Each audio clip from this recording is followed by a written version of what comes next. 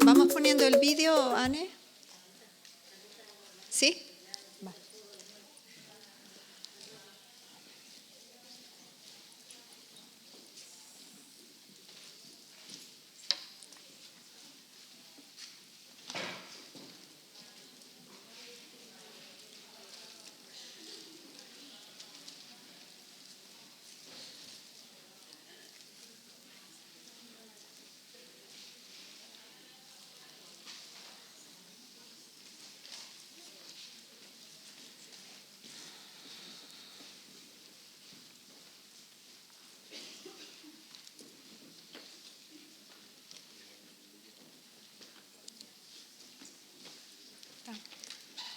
Bueno, este es el vídeo que quería compartir Marisol, que no hemos podido en la mesa anterior y le damos las gracias.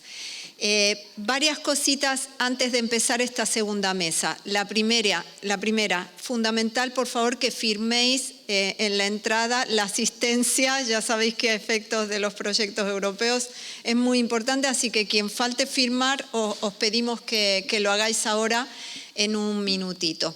La segunda es que, como os habéis dado cuenta, ha habido algún cambio en el programa. Teníamos en la primera mesa a Baya Changuerra y Rita Bosajo, que lamentablemente no han podido asistir, y entonces hemos hecho un cambio. Carolina, que estaba en esta segunda mesa, ha pasado a la primera, y ahora en la segunda mesa nos falta la compañera Marilyn Dos Santos, que también va a estar presente. Sí, por eso digo que va a venir ahí a sustituirla, así que gracias. Disculpamos los cambios de último momento, pero bueno, ya sabéis que esto es así y que estamos todas muy atareadas y algunas enfermas también. Lo tercero es que gracias por traer a colación aquí varias compañeras, entre ellas a Mancay, en nuestras cuestiones de conciliación.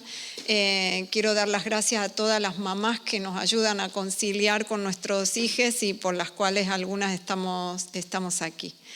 La cuarta es que aquí presente con el colectivo de FAM de Bruselas, queremos formar una gran red europea de entidades, de asociaciones y colectivas de mujeres migradas para luchar y hacer reivindicaciones en relación al Pacto Europeo de las Migraciones, que, como sabéis, recorta derechos fundamentales para las personas migrantes y refugiadas en Europa. Entonces, después, cuando acabemos este evento, ya la semana que viene, os mandaremos un correo a todas las que están registradas, que habéis puesto vuestros correos electrónicos, para ver si vuestras asociaciones quieren formar parte de esta red y a ver también qué podemos organizar a partir de ahí. Y la última, quiero pedir de verdad un enorme aplauso y agradecimiento a las compañeras de Por Ti Mujer, que es, además Lucy es la presidenta de la Red Latinas, pero es de Por Ti Mujer. Muchísimas gracias por acogernos aquí en Valencia, a todo el equipo de Por Ti Mujer, que las veis de violeta ahí tan guapas.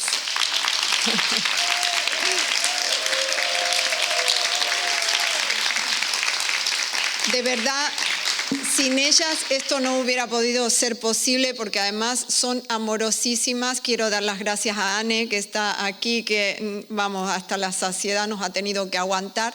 Antes de Anne ha estado Fatine también, y de verdad muchas gracias por aguantarnos, por todos los cambios que os hemos hecho, y lo habéis hecho fenomenal. Estamos muy agradecidas, compañeras. Y ya sin más, doy paso a la segunda mesa, que va a ser moderada por Ángela Zambi, y doy paso a que vaya presentando a las participantes. Gracias. Muchas gracias. Compañera, ¿se me escucha? No. Vale. Hola. Ahora sí, ¿verdad? Son cosas del directo, se suele decir, ¿verdad? Bueno, buenos días a todas, a todos. Bueno, veo a muy pocos hombres por aquí, así que en su mayoría somos mujeres, no es para menos. Y muchísimas gracias por estar. Muchas gracias, Lucy, por contar conmigo en eventos como estos. También me sirven a mí de aprendizaje. Y, sobre todo, quiero mandar mis ánimos, un fuerte abrazo, si pudiera, a cada una de las personas que sé que no estarán por aquí, que han sufrido directamente los efectos de la Dana. Toda la comunidad está de luto y, sobre todo, la provincia. Y creo que las personas que vivimos aquí tenemos esa pesadumbre, ¿no? Se nos nota. Tengo la impresión de que andamos todas un poco arrastrando los pies y con el pecho un poco caído, ¿no? Pues no es para menos. En esta segunda mesa lo que hacemos es analizar las limitaciones que enfrentan las mujeres inmigrantes en su participación política. Antes lo hemos visto desde, las compañeras han contado sus experiencias personales como representantes políticas, personas que están ejerciendo cargos públicos. Aquí damos un paso más y nos centramos sobre todo desde las organizaciones políticas, ¿no? Es decir, ya están dentro. Bueno, en este caso tenemos a Margarita como persona migrante. Es verdad que Marilyn también lo es, pero bueno, de eso también hablaremos. Esa percepción que tenemos de migrante difiere mucho de desde dónde venimos, cuál es la procedencia, porque es verdad que Marilyn es migrante, pero claro, es portuguesa y sus apellidos son dos Santos. Entonces aquí la cosa cambia un poquito, ¿no? Pero bueno, también tenemos a dos personas migrantes y, como decía, vamos a hacer el análisis y la reflexión ya desde las organizaciones, desde las que ellas proceden, en las que ellas están trabajando. Hablaremos en ese sentido desde dos perspectivas de esas limitaciones, el voto activo y el sufragio pasivo. Algunas cosas ya han salido en la mesa anterior y también abordaremos el Pacto Europeo de Inmigración, de Migraciones y Asilo, que creo que ese es uno de los temas que nos preocupan también desde las organizaciones sociales y esperemos que las instituciones, las organizaciones políticas, pues también les inquiete de alguna manera. Para ello contamos con 4 personas, decía, procedentes de diferentes organizaciones de interés público. En este caso son 3 de formaciones políticas y una que prácticamente representa a una institución ya que el gobierno, ¿no? O sea que tenemos ahí un amplio abanico de visiones, sobre todo. Voy a empezar desde la izquierda hasta la derecha. De izquierda a derecha tenemos a Maite Ibáñez. Maite Ibáñez es concejala socialista en el Ayuntamiento de Valencia. Tanto Maite como Lucía, también tengo que decirlo, para las personas migrantes que estamos aquí en Valencia y trabajamos en Valencia, prácticamente son compañeras, ¿no? Son compañeras, personas que nos acompañan en todos nuestros eventos, en todos los procesos. Son personas muy cercanas. De hecho, nos permitimos, incluso no las llamamos por sus apellidos, ¿no? Las llamamos por sus nombres, Maite y Lucía. O sea que eso significa... Eso es un poco por la confianza que tenemos. Siguiendo también desde la izquierda está Marilyn dos Santos, secretaria de Feminismos y LGTBIQA+, de Podemos, ¿vale? Y hacia la derecha está Margarita Guerrero Carrerón, directora general del Instituto de la Juventud, directora general de la INJUVE. Bueno, es un gran cargo, ¿eh? O sea que en esos peldaños en los que tenemos que ir como saltando, ¿no? Ya tenemos a alguien que está bien cerquita, ¿no? Ya tuvimos a Rita, ya tenemos a otra más. Y desde ese lado cierra un poco la mesa Lucía Beamunt, que es concejala del Grupo Municipal Compromís en el Ayuntamiento de Valencia. Con estas 4 mujeres vamos a abordar esas 3 temáticas: el derecho al voto, el voto activo, el sufragio pasivo y el PEMA, como lo llamamos en las organizaciones sociales, el Pacto Europeo de Migración y Asilo. En líneas generales preguntaremos a las intervinientes sobre la opinión, la postura y las propuestas concretas, si es que las tienen ya, desde sus respectivas organizaciones y en ese orden temático: el voto activo, el sufragio pasivo y el PEMA. Vamos a ir en ese orden. La metodología que yo he propuesto serán 3 rondas de conversaciones. En una primera ronda abordaremos el voto activo, en una segunda ronda el sufragio pasivo y finalmente en una tercera ronda hablaremos del Pacto Europeo de Migración y Asilo. Es verdad que les he acortado el tiempo, igual ya hemos perdido un poco más, vamos como, con menos tiempo incluso, ¿no? Pero bueno, he pedido respuestas precisas y muy concisas también. En líneas generales, como decía, opinión, postura, propuesta, en definitiva lo que queremos saber es si estas 3 cuestiones están en las agendas de las organizaciones con las que aquí vamos a conversar. Voy a empezar por Margarita Guerrero, un poco por tu posición en el gobierno. Y sobre todo porque también eres una persona migrante y eres una persona joven, ¿no? Antes hemos hablado mucho de, las compañeras han hablado de miedo para la participación. Claro, a ese miedo si juntamos para mí incluso la falta de información tal vez, la falta de pedagogía política también, ese poco acercamiento de las instituciones, en este caso, o sea, de los partidos políticos hacia ese grupo, ¿no? que está ahí latente y tal. ¿Cómo vives todo eso desde la posición que ocupas? Bueno, yo... ¿Hola? ¿Hola? No, ahora hay que... Sí. Ahora. Buenos días. En primer lugar, muchas gracias. Empiezo por el lugar común de todas. Yo también me siento muy agradecida de poder estar hoy aquí. Gracias por ti, mujer. Gracias, la Red de Mujeres Latinas. Y también un saludo y un abrazo cariñoso para todas las personas afectadas por la DANA. Bueno, yo había sido invitada a la ministra de Juventud e Infancia también a este foro, así que extiendo un saludo de su parte. No ha podido estar, pero bueno, creo que también es importante situar el origen mestizo de la ministra claro, Sira Rego, que es medio palestina, medio valenciana también, pero creo que no solo en el contexto, sino porque además, como una de las cuestiones que vamos a abordar es la cuestión del Pacto de Migración y Asilo, y ella fue eurodiputada y fue una de las que, bueno, pues hizo un trabajo en relación a este pacto con la correlación de fuerzas que hay en Europa, que es una muy mala noticia para todo el mundo y que ese pacto para nosotros es sinónimo de necropolítica y partiendo de esa base. ¿Cómo vivimos nosotros la situación? Yo creo que hay que contextualizar en qué situación vivimos en el ámbito casi mundial. Vivimos una crisis de desafectación de las instituciones, una crisis de representación. Hay una lejanía de las instituciones políticas hacia la ciudadanía en general. Y en lo concreto, en lo que tiene que ver con las personas migrantes, yo creo que tiene que ver también con esta concepción del sistema que ha hecho una similitud entre migrantes igual a mano de obra y por tanto, todo lo que sale de ahí, el ejercicio de la ciudadanía, es, por supuesto, una carrera de obstáculos que ya han situado también las compañeras en la mesa anterior. Y yo creo que esto tiene que ver también con la calidad de la democracia. Quiero decir, si pensamos bien cuánta cantidad de personas vota, porque hay mucha abstención, desde los que pueden votar, hay mucha abstención. ¿Quiénes son los que menos votan? Los que están generalmente en barrios más pobres. Los que no fallan a una cita electoral son generalmente los de barrios ricos.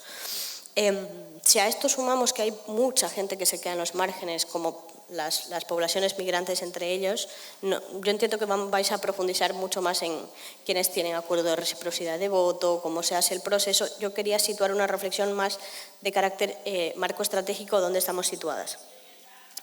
Esa es una democracia incompleta, una democracia que no está resolviendo los problemas de la gente, y aquí es donde se genera el foco de desafección. Por el trabajo que me toca hacer a mí en relación a las personas jóvenes, tengo que estar como deshaciendo todo el rato el discurso de las personas jóvenes se han alejado de la política, y nosotros lo que decimos es que es la política la que se ha alejado de las personas jóvenes, no solo de las personas jóvenes, pero entiéndase que las personas jóvenes están en un momento de desarrollo vital y ven que hay un horizonte aspiracional que no va a llegar, ¿no? Entonces, es un poco lo que Carolina también nos decía del proceso migratorio, ¿no? Porque también todas hemos pasado por eso. De nuestras madres, en mi caso, decían que ella también venía por un año. Y luego efectivamente volvió y yo no la reconocí. O sea, yo me he tenido que salir cuando te estaba escuchando porque yo me reconocí en esa historia y me rompí por eso, ¿no? ¿Y esto por qué lo digo? Porque es una cuestión sistémica. Lo quiero situar porque si me quedo en los parches no vamos a ser capaces de plantear la radicalidad de medidas que necesitamos para transformar esto. No digo que las medidas puntuales no sean necesarias, digo que hay que ser profundamente radicales en el sentido de ir a la raíz del sistema. Es un sistema que es incompatible con la vida. Lo hemos visto ahora mismo en la Dana, por ejemplo. Es un efecto, la crisis ecosocial no es eso que va a venir, el cambio climático ya está aquí. Y esto también tiene que ver con las migraciones. Por eso estamos viviendo una especie de tiempo histérico, más que histórico. ¿A qué me refiero con esto? Vivimos una dualidad en la que Europa necesita muchísima mano de obra, por ejemplo, mano de obra migrante, y al mismo tiempo invierte una cantidad ingente en dinero para construir muros, vallas, concertinas y externalización de fronteras, ¿no? Claro, y entonces para esto recurre a la necropolítica, pero también necesita esa mano de obra. Por tanto, la que viene no las puede asimilar como ciudadanía, pero ya hay datos que nos dicen la factura del racismo en España, por ejemplo, 17.000 millones de euros al año, lo que representa el 1,3% del Producto Interior Bruto. A mí no me gusta usar solo argumentos economicistas porque Carolina antes decía, creo que era Carolina la que decía que al final somos personas y lo que estamos defendiendo es una cuestión de dignidad y de derechos humanos. Y lo voy a dejar, creo que por aquí, porque si no me extendería mucho. Solo quiero situar las coordenadas de que estamos viviendo una cuestión que trasciende a España, que trasciende a Europa, que tiene alcance estructural y que las medidas que se planteen tienen que abordarse desde ese enfoque. Es decir, necesitamos un cambio de paradigma en el que pasemos a reconocer pues, el derecho a la movilidad, pero permítanme a mí también defender, como persona migrada, el derecho al arraigo. Porque yo, a los sitios a los que voy y hablo con la gente no quiere irse de sus lugares. La gente generalmente se ve obligada a migrar por falta de condiciones. Entonces, lo dejo aquí diciendo que lo que necesitamos es un cambio de sistema que nos permita tener vidas dignas, tener un planeta habitable, por supuesto, y tener los derechos humanos para todas las personas. Pero vuelvo a insistir, Margarita. Insisto un poco porque estamos hablando del derecho a votar, ¿no? Es decir, yo me pongo aquí en Valencia, yo llevo 5, 6, 7 años viviendo en Valencia, donde yo recorro las calles, voy al médico, hago vida comunitaria, ¿no? Y la persona que va a ostentar la máxima autoridad de mi ciudad, yo no pueda votar a esa persona, yo no tenga nada que decir sobre mi ciudad, sobre las personas que van a regir pues, los planes, ¿no? la política de mi ciudad. Yo no tengo ningún derecho a eso, ¿no? Y yo lo que quiero saber es, desde partidos como el suyo, es decir, esa cuestión, ¿cómo se aborda desde dentro? También para que no solo seamos utilitaristas, creo que lo decía la compañera el otro día, ese voto, bueno, pues voy a dar pequeños incentivos, pero para que luego, o sea... Con elementos concretos. O sea, yo quería situar esta cuestión más de marco para no perdernos, ¿no? Esta reflexión se aterriza en medidas concretas, no es incompatible, pero creo que hay que ser como honestas desde dónde se plantean las cosas. Nosotras apoyamos la ILP regularización ya. ¿Por qué? Porque necesitamos que todas las personas que estén aquí tengan sus derechos, porque eso es una exclusión provocada por el sistema. Evidentemente, nosotros en este momento no tenemos, desafortunadamente, la correlación de fuerzas que pueda permitir un cambio del tipo que necesitamos. Quiero decir, otra ley de extranjería que no sea la que tenemos en este momento basada en un enfoque securitista, pero nosotros estamos en contra de esa ley de extranjería. Y dentro de las instituciones también empujamos para ir cambiando cosas. La ILP es un mecanismo que además ha sido utilizado con muchísima inteligencia y con muchísima organización por los movimientos migrantes y antirracistas, y se situaba antes en la introducción el accidente en Lorca que dio lugar a una regularización. En este país han existido otras regularizaciones. Nosotros estamos peleando desde distintos espacios a la interna para que exista esta regularización. Eso por un lugar, por situar un elemento muy concreto, ¿no? Luego hay otras cuestiones que son un poco más, que tienen que ver con la reforma, por ejemplo, del reglamento de la ley de extranjería, Pero ya os digo, nosotras hacemos muchísimas propuestas para mejorarlo, pero sigue siendo insuficiente porque el marco es insuficiente. Por eso antes situaba el marco. Pero sí, nosotras estamos en esto y además estaba siendo un poco de histórico y en el 2006 ya se planteó que el reconocimiento de los derechos de ciudadanía por el hecho de vivir aquí, de tributar aquí, de ser ciudadanos y ciudadanas de aquí. Lo que ocurre es que tenemos unos sistemas que solo aquellos países que tienen convenios de reciprocidad de voto pueden acceder. Es como una cuestión muy privativa en el acceso a derechos, ¿no? Entonces, yo creo que se puede ir dando pasos para ampliar esto. Si luego entramos en lo concreto, yo estaba repasando un poco todo el viacrucis que tiene que ser una persona migrante para poder ejercer sus derechos, porque sabéis que lo tiene que rogar en un tiempo, tiene que inscribirse, hacer una serie de tramitología. Claro que se pueden poner parches para mejorar eso y que más personas, o se pueden desarrollar campañas de forma permanente para que la gente pueda hacer. Pero todo esto no deja de ser puntual, con lo que yo quería situar los elementos de ser mucho más radicales en las medidas que necesitamos. Muchas gracias, Margarita.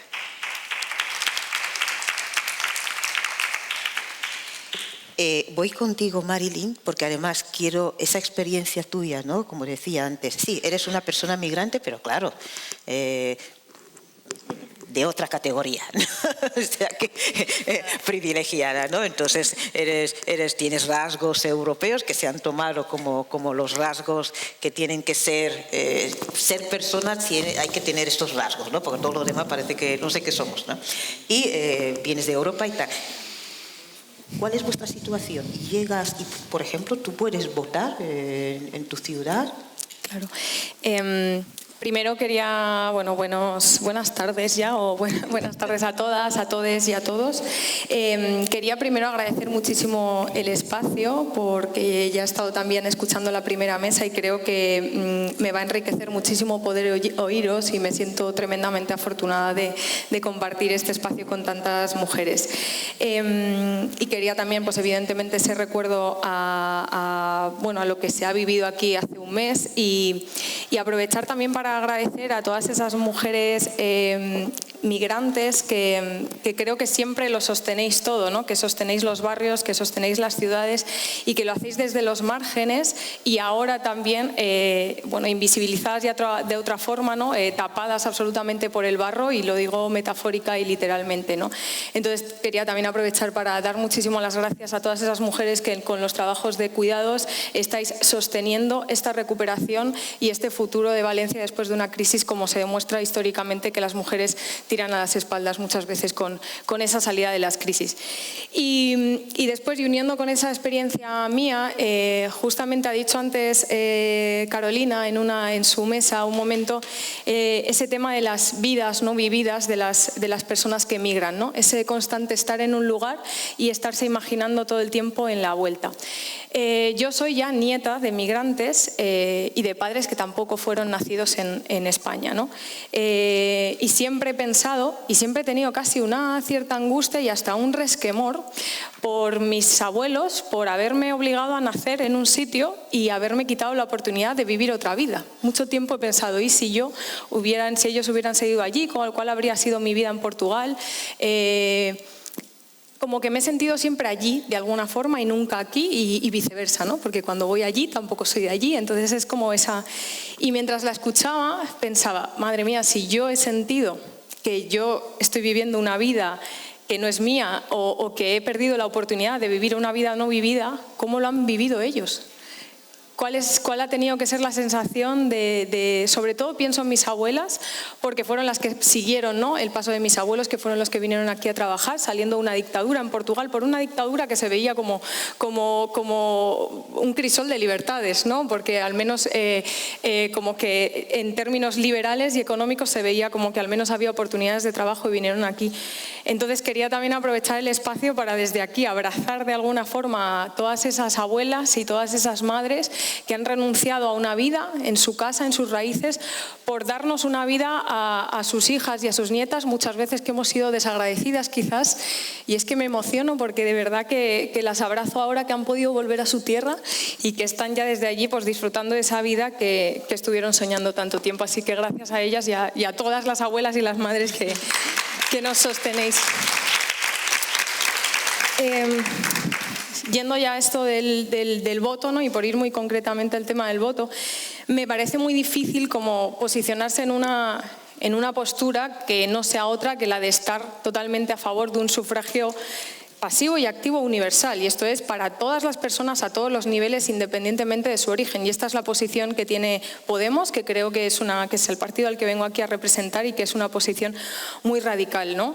Pero que es necesaria y que es justa, que pienso yo. Yo, como millones de personas que estamos en este país, viviendo y en muchos casos trabajando y contribuyendo al bienestar social y de la sociedad, sin embargo, no tenemos ese derecho al voto, y hablo yo siendo súper consciente de mi privilegio, porque yo soy blanca, soy europea, ¿no? Vengo de un país de la Unión Europea y por lo tanto tengo acceso a esa nacionalidad que casi por una posición política he decidido no hacer. En algún momento tendré que hacerlo porque, pertenezco a una organización política y no puedo presentarme a las elecciones, ¿no? Y no solo, sino que yo tampoco puedo votar, ¿no? Y lo que tengo que hacer para poder votar, en mi caso, y insisto, siendo súper consciente de que mi caso es el más privilegiado de todos los casos de las personas extranjeras, pero tengo que pasar por pagar. O sea, hay una cuestión de clase incluso en el acceso a la nacionalidad, y creo que esto es claramente una deuda histórica que tenemos dentro de nuestro sistema político. Como digo, creo que es una cuestión de justicia social, que todas las ciudadanas estemos al mismo nivel, ¿no? Que no haya unas ciudadanas que tengan derechos y unas ciudadanas que solo tengan obligaciones en este caso, ¿no? Y que ese arraigo, ese derecho al voto y el acceso a la nacionalidad no puede depender del origen, sino que tiene que depender del compromiso que una tiene con la red y la sociedad a la que pertenece. Perdón, que es que me da la sensación de que estoy haciendo como un montón de ruido. Se trata además también, creo que, de una cuestión de calidad democrática, en el sentido de que justamente en nuestra sociedad lo que estamos haciendo es quitarle las opciones de participación política a las personas que sufren más riesgo, más exclusión social y económica. Entonces, en el momento en el que tú les quitas a esas personas las posibilidades de elegir quiénes van a estar en las instituciones para tomar decisiones fundamentales sobre su acceso al trabajo, sobre su acceso a la sanidad, sobre su acceso a la educación, o en el caso específico de las mujeres, sobre la regulación del trabajo, de los cuidados y del hogar, o sobre las políticas de igualdad y de protección a las víctimas de violencia de género, lo que estamos haciendo es perpetuar un sistema de desigualdad y por lo tanto, pues excluirlas permanentemente, ¿no? Que no haya una forma de poder salir de ahí. No sé si tenemos como varias propuestas concretas, pero también quería antes, por hacer un marco también muy importante, que creo que la participación política además no se basa solo en el voto. La participación política, y antes había una compañera que hablaba de que empieza en la participación social. Y yo incluso es que me cuesta mucho hacer esa diferenciación en la denominación, porque para mí el activismo es política y es muy difícil de separarlo, ¿no? Por eso yo aquí también quería hablar de que una primera propuesta macro, ya no para el voto, sino para la participación política, es que de una vez se derogue la Ley Orgánica de Protección de Seguridad Ciudadana, Ley Mordaza, porque esto es una ley que fundamentalmente nos está limitando en esa participación política. El voto es cada 4 años o cada el tiempo que sea, pero la Ley Mordaza nos está limitando nuestra participación política todos los días. Para empezar, es una ley que ahora mismo está restringiendo y criminalizando todas las protestas que no son comunicadas. Para mí el sentido de una protesta, y para todas, ¿no? Y ese derecho a la protesta, es poder protestar sin avisar. O sea, en el momento en el que tengo que avisar, deja y pierde muchísima potencia política. Pero es que además se está pasando a las sanciones administrativas. Esto despolitiza muchísimo las protestas, porque ya no tenemos todas derechos a protestar, sino que tienen derecho solo las ricas. Perdóname, pero las ricas no protestan, por lo que sea. No tienen esa necesidad. Ya no hablemos si son personas en situaciones administrativas masivas, irregulares, que obviamente van a estar limitadas por ese miedo a ser expulsadas, deportadas del país. Y por lo tanto esto limita también al trabajo que hacen un montón de organizaciones antirracistas por el cierre de los CIES, por ejemplo, o en el caso del movimiento feminista, por el derecho universal al aborto. Que las mujeres blancas nos estamos movilizando y estamos pidiendo un aborto libre, seguro y gratuito, pero las mujeres migrantes siguen sin tener acceso a ese derecho y además no tienen capacidad para protestar por ello.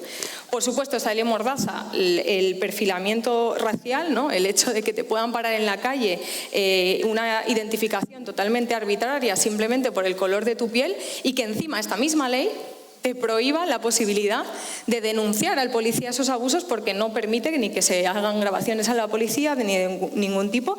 Y por último también limita mucho la libertad de expresión en las redes sociales, que si entendemos todo lo anterior, es decir, no puedo protestar en las calles y tampoco puedo hacer publicaciones políticas ahí. Entonces, bueno, por cerrar esta parte, creo que toda esta combinación de racismo institucional al final lo que hace es pues desalentar muchísimo a las personas precisamente más precarias de poder protestar, de poder participar, y por supuesto también ese límite al voto, pero que creo que es importante ver cómo todo esto otro, como puede ser la ley mordaza, es que incluso te quita las ganas de pelear por el derecho al voto, porque no quieres votar, porque tienes una desafección política y una separación de lo que es la institución que te desanima un montón, ¿no? Pero bueno, creo que esa integración política al final también tiene una parte de integración social.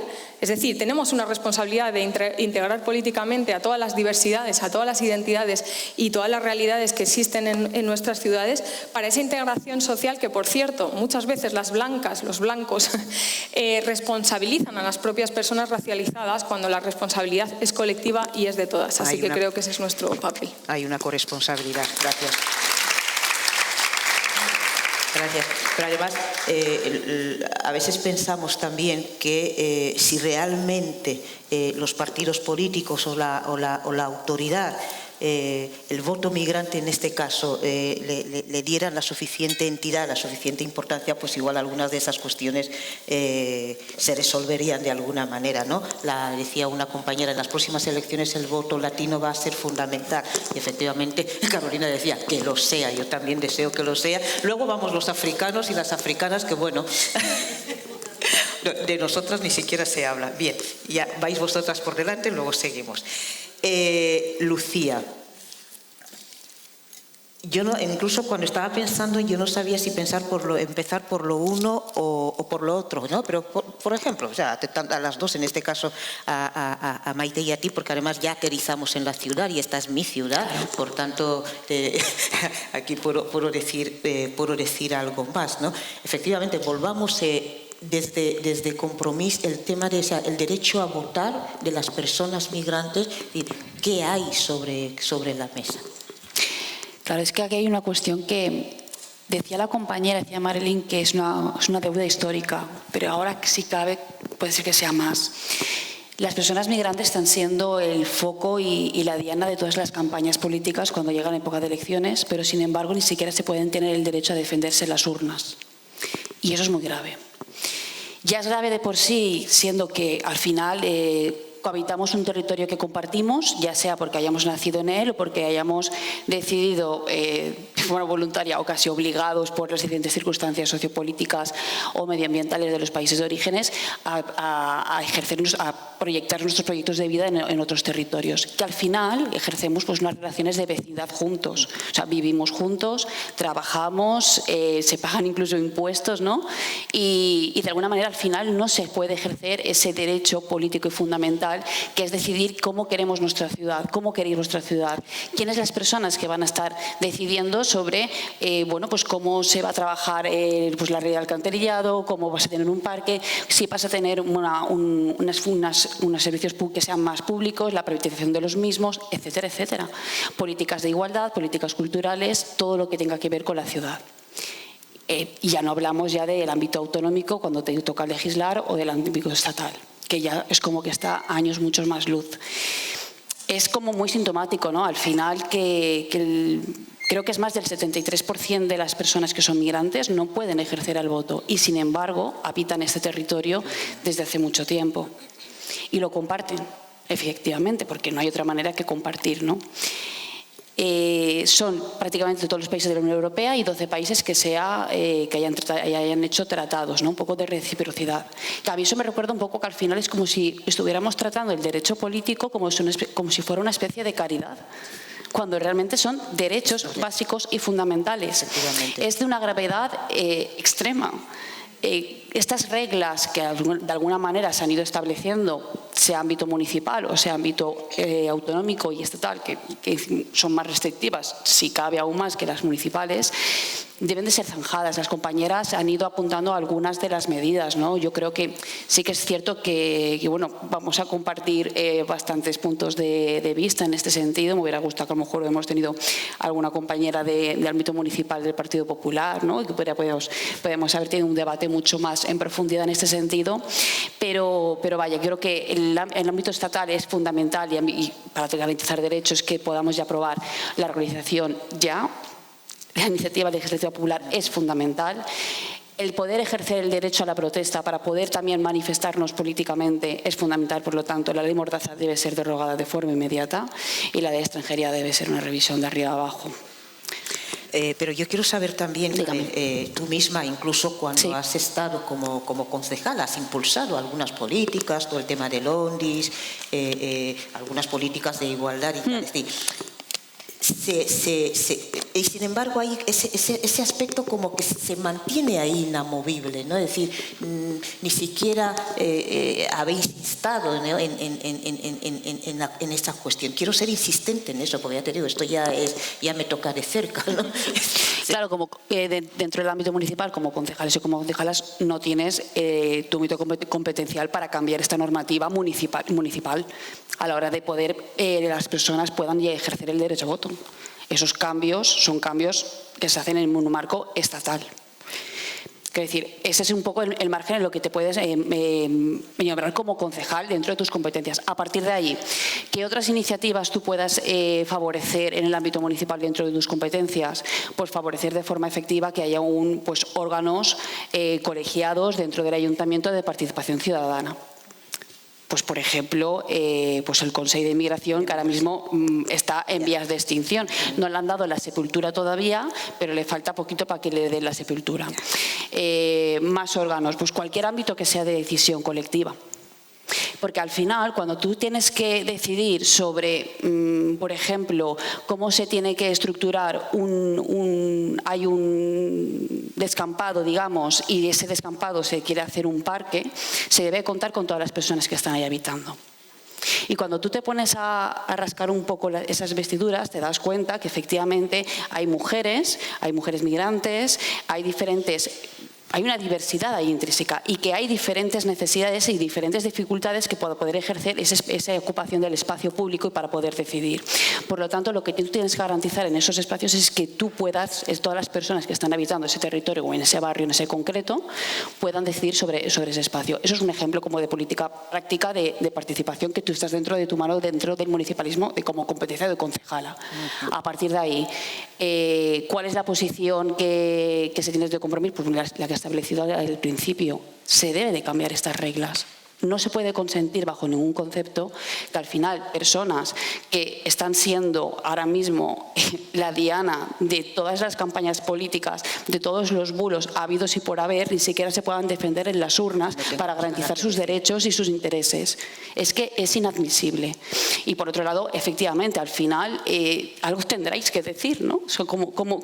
¿Cómo se cree que se gobierne, ¿no? Desde el ámbito municipal, insisto, autonómico y estatal. Gracias, Lucía. Gracias. Vale, Maite, como verás, de alguna manera es como que todo apunta a ti. ¿A ti por qué lo digo? Porque claro, eres del Partido Socialista y es el partido que, digamos que, bueno, en coalición con otros, pero la figura principal es el Partido Socialista. Entonces, bueno, ¿qué tienes que decir respecto de este derecho a voto? ¿Se contempla y todas esas otras políticas, ¿no?, adicionales que han ido mencionando y tal? ¿Qué tenéis que decir al respecto? Sí, pues bueno, en primer lugar, gracias por la invitación. La verdad es que las jornadas que se organizan desde Por Ti Mujer y el resto de colaboradoras son fantásticas por esta integración de diferentes puntos de vista, aunque bueno, yo creo que hay un hilo común, que lo tenemos claro. Y también sumándome a las intervenciones de las compañeras, sí que me gustaría también poner en valor cómo escenarios como el que desgraciadamente estamos viviendo de la Dana pueden visibilizar que por encima de fronteras, de lenguas, de colores, de acentos, hay algo que no puede impedir la solidaridad para poder sumar y atender a todas las víctimas. Hay una frase de Amelia Valcárcel que dice que el feminismo es la ética de la solidaridad entre mujeres. Yo creo que la solidaridad entre mujeres es algo que se ha visibilizado y también quiero agradecer especialmente a Lucía su participación, porque me consta que está viviendo directamente los efectos de la Dana y ella está haciendo un esfuerzo mucho mayor que nosotras, que vemos en imágenes lo que está ocurriendo, pero ella conoce a todos los vecinos que lo están sufriendo ella mismo. Yo creo que este contexto sí que nos puede permitir poner en valor toda la ayuda y todas las políticas de inmigración que se deberían de poner en marcha. Yo me gustaría hablar como concejala de inmigración del anterior equipo de gobierno, un poco, como habéis comentado, por recordar lo que fue, lo que pudo ser y sin duda, Lucía, lo que será. Porque lo que estamos asistiendo, como bien habéis comentado, creo que molesta el micro. Vale, me lo separo un poquito, vale. Es efectivamente una defensa de la participación, del derecho al voto, pero también a través de otras herramientas fundamentales de participación para poder definir políticas municipales por toda la ciudadanía. En Valencia, bueno, hemos vivido una experiencia desde los últimos 8 años donde las políticas municipales han integrado 2 consejos, el de cooperación e inmigración, pero algo fundamental dentro de la estructura de un ayuntamiento, y es una concejalía de cooperación e inmigración, que en cuanto ha entrado el Partido Popular y Vox, lo han eliminado. Entonces, como decíamos, es un retrato muy claro de qué es lo que quieren invisibilizar. Por un lado, están invisibilizando a una parte de la población. Comentaba la compañera que el sistema es incompatible con la vida, el sistema actual. Aquí en Valencia está claramente caminando de espaldas a una realidad que nos retrotrae a 20 años atrás de unas políticas de inmigración que pensábamos que habíamos abandonado. Y luego, en ese sentido, también, como decía Lucía, sí que he echado en falta la representación del Partido Popular en Valencia. Del Partido Popular, sobre todo porque es el partido de gobierno y es el que puede explicarnos mejor cuáles son las políticas que están desarrollando ahora con respecto a lo que teníamos establecido. Hablamos de unas políticas de participación, evidentemente, que apoyan el voto activo, pero también apoyan una definición de políticas municipales a través de la inmigración. Hablamos de unos consejos de inmigración que han reunido a más de 60 o 70 entidades que, como decía Ángela antes, en ocasiones ni eras consciente de que había una representación tan plural en la ciudad de Valencia, que son unos consejos que no están ligados a presupuestos, que parten de una voluntad, que no implican un grado mayor en cuanto a la economía del ayuntamiento. Y que desde luego estamos viendo cómo se traducen, como decíamos, casi en un abandono, porque bueno, le queda muy poco, y sobre todo también en medidas poco transparentes, porque esos consejos permitían generar un marco de diálogo de qué proyectos sobre inmigración se habían desarrollado en el ayuntamiento durante un año.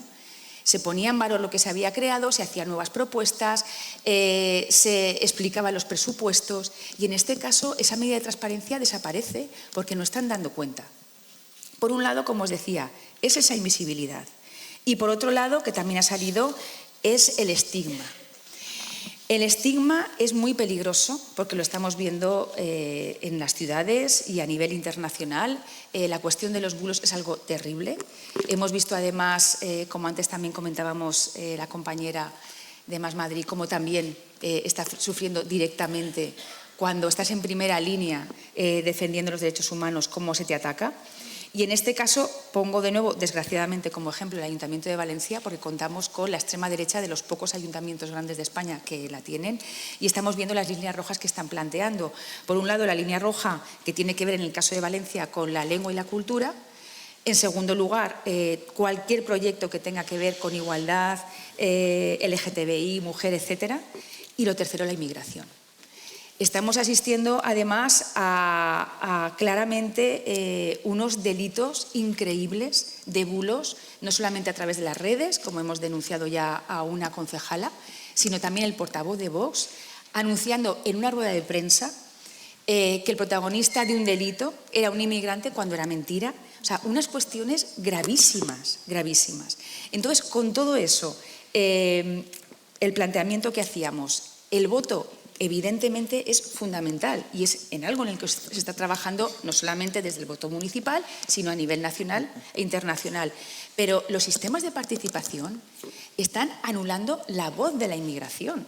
Esos sistemas de participación que lo que hace es conocernos y reconocernos, es decir, esos consejos en los que el pleno municipal, el hemiciclo, se llenaba simplemente de representantes, ya os digo, de 60, 70 entidades, universidades, sindicatos, que ponían su voz y que luego trasladaban a sus entidades lo que había ocurrido, fortalecía muchísimo y generaba una red de noticias y de medidas que luego, evidentemente, en el acta del ayuntamiento se reflejaban para ver si lo habíamos cumplido o no, si se podía integrar, si no, medidas vinculadas a los presupuestos, etcétera. Y luego, por concluir también, me gustaría remarcar concretamente la inmigración femenina. La inmigración femenina, que además sabemos cómo tradicionalmente la imagen de la inmigración se había representado como varón, joven, soltero, ¿verdad? Y trabajador. En este caso, el valor de la inmigración femenina es tremendo y hemos visto, y también aprovecho para agradecer especialmente a Ángela y a Lucy, el trabajo que han hecho en las jornadas de inmigración, mujer y empleo, cómo no solamente se han tratado cuestiones legales sobre trabajo, sino también se ha hecho un acompañamiento social. Yo creo que ese factor que psicológicamente te puede generar más debilidades, es algo también que tenemos que potenciar y potenciar también recursos concretos hacia la inmigración. Y os pongo un ejemplo y termino. El hecho de tener una concejalía de inmigración o de tener unos proyectos concretos, entendiendo la inmigración, ojo, como algo transversal, porque como ha comentado también Lucía, hemos intentado desde el Gobierno, que hemos cometido evidentemente muchos errores, pero hemos intentado una inmigración transversal, es decir, que la Concejalía de Igualdad tenía proyectos de inmigración, en educación también, en juventud, es decir, en cultura, que no fuera un departamento estanco, sino que estuviera presente en todas las concejalías. Pues eso también permitía generar una serie de proyectos concretos. Hablamos, por ejemplo, del caso de la acogida. Valencia es la puerta principal de acogida, el Ayuntamiento de Valencia, de la inmigración. Si ahora mismo estamos metiendo en un mismo saco un perfil de servicios sociales, como están haciendo, cargándose la Concejalía de Inmigración, con unos presupuestos generales de bienestar social para personas vulnerables que no tienen una respuesta de atención a los recién llegados, a las mujeres solas, a las familias. Esos perfiles necesitan unos recursos específicos. Si se están borrando presupuestos para, por ejemplo, proyectos como la atención de defensores de derechos humanos, si, por ejemplo, Valencia Ciudad Refugio ya no recibe la subvención nominativa y tantas cuestiones que reflejaban una mirada transversal de la inmigración en el caso de la ciudad de Valencia como ciudad mediterránea intercultural, ¿qué tipo de política estamos haciendo? En ese sentido, sí que me gustaría subrayar el gran esfuerzo que tenemos que hacer para que desde los ayuntamientos más pequeños hasta el Gobierno central y también a nivel internacional, como hemos visto antes la intervención de Leire Pajín, desde el Partido Socialista Europeo, también tenemos a nuestra compañera Sandra Gómez, que se potencien esos mecanismos para que cualquier perfil de la inmigración, y en este caso de la inmigración de las mujeres, pueda ser reconocido y tenga un espacio de voz y de participación en cualquier lugar. Gracias, Maite. Muchas gracias. Gracias, Maite. Bueno, al final no estoy siendo tan tajante, ¿eh? Cerramos esta primera parte con, creo que han salido dos ideas fundamentales, ¿no?, sobre el derecho al voto. Decía Margarita que eso requiere de un cambio estructural, ¿no?, un cambio desde, vamos, del sistema, ¿vale? Tal y como lo estamos viendo. Lucía ha matizado también, es decir, los niveles, ¿no? Es decir, hay cosas que hay que empezar haciéndolas desde el Estado, desde la política estatal, y luego eso que tenga reflejos en las políticas municipales. En ese entretanto, y me parece una idea bastante interesante, sí que podemos considerar e incidir esas otras herramientas de participación política, que es en lo que estábamos hablando, lo que estaba diciendo Maite, que son los consejos, ¿no? Que es verdad que aquí en la ciudad de Valencia nos hemos visto con esa realidad de que los 2 consejos municipales pues se han extinguido. Entonces hay que incidir y tal vez tengamos que ser mucho más incidentes desde esos aspectos de abajo para luego ir subiendo. ¿Querías añadir algo al respecto, Margarita, o pasamos ya, ¿no? Ya pasamos al segundo tema. Vamos un poco mal de tiempo, pero bueno, ¿no? Vale. Pasamos al segundo tema, que era el tema del sufragio pasivo, ¿vale? Y esto es la posibilidad de que las personas, en este caso especialmente las mujeres migrantes, puedan presentarse a elecciones municipales, autonómicas y estatales. En la mesa anterior, pues sí que ha habido un análisis sobre los miedos, sobre las posibilidades reales que tienen esas mujeres, que a veces son bastante escasas. Yo veo ahí como 2 aspectos. Por un lado, nuestra propia responsabilidad como personas migrantes, que bueno, si ves que puedes participar, tienes que participar, eso por un lado, pero por otro lado, y eso es lo que yo traigo a la mesa, que es la otra idea, el profesor De Lucas en una conferencia hablaba también del monitoreo étnico, que hay que empezar a hacer un monitoreo étnico. Si somos el 14 o el 15% de la población de este país, ¿vale?, del Estado español, eso se tiene que reflejar también en las instituciones públicas, en las instituciones que gobiernan el país desde todas sus dimensiones, estatal, autonómico y municipal. Y sin embargo, vemos esa gran carencia, ¿vale? Entonces, la pregunta que yo os hago desde los partidos políticos, ¿qué se está haciendo? Y voy contigo, Lucía, porque como digo, estoy en casa, por tanto me puedo permitir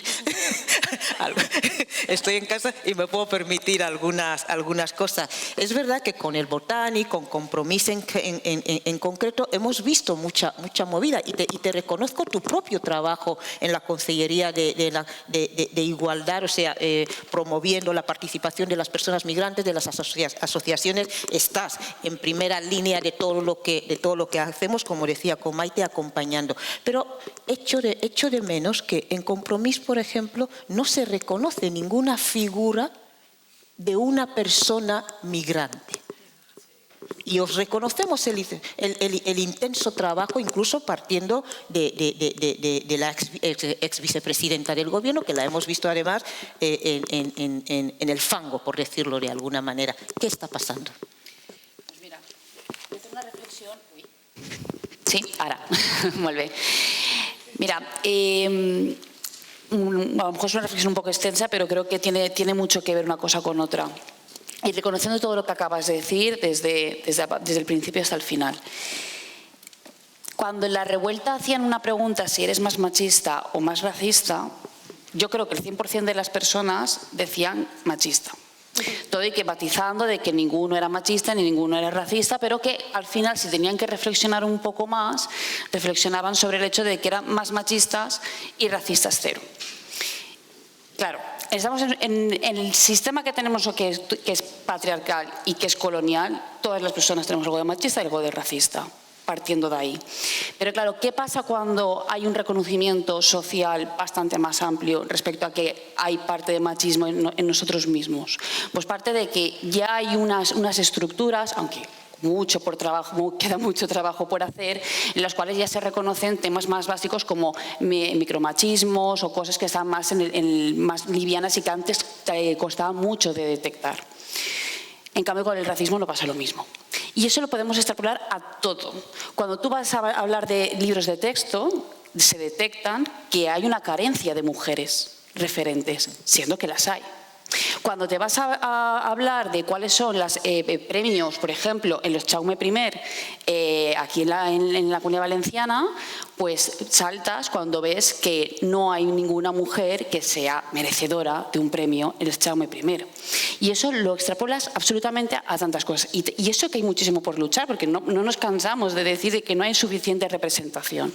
Cuando eso te vas al ámbito político, pasa 3/4 de lo mismo. Ya hemos asentado de alguna manera de que tiene que haber listas cremalleras sí o sí.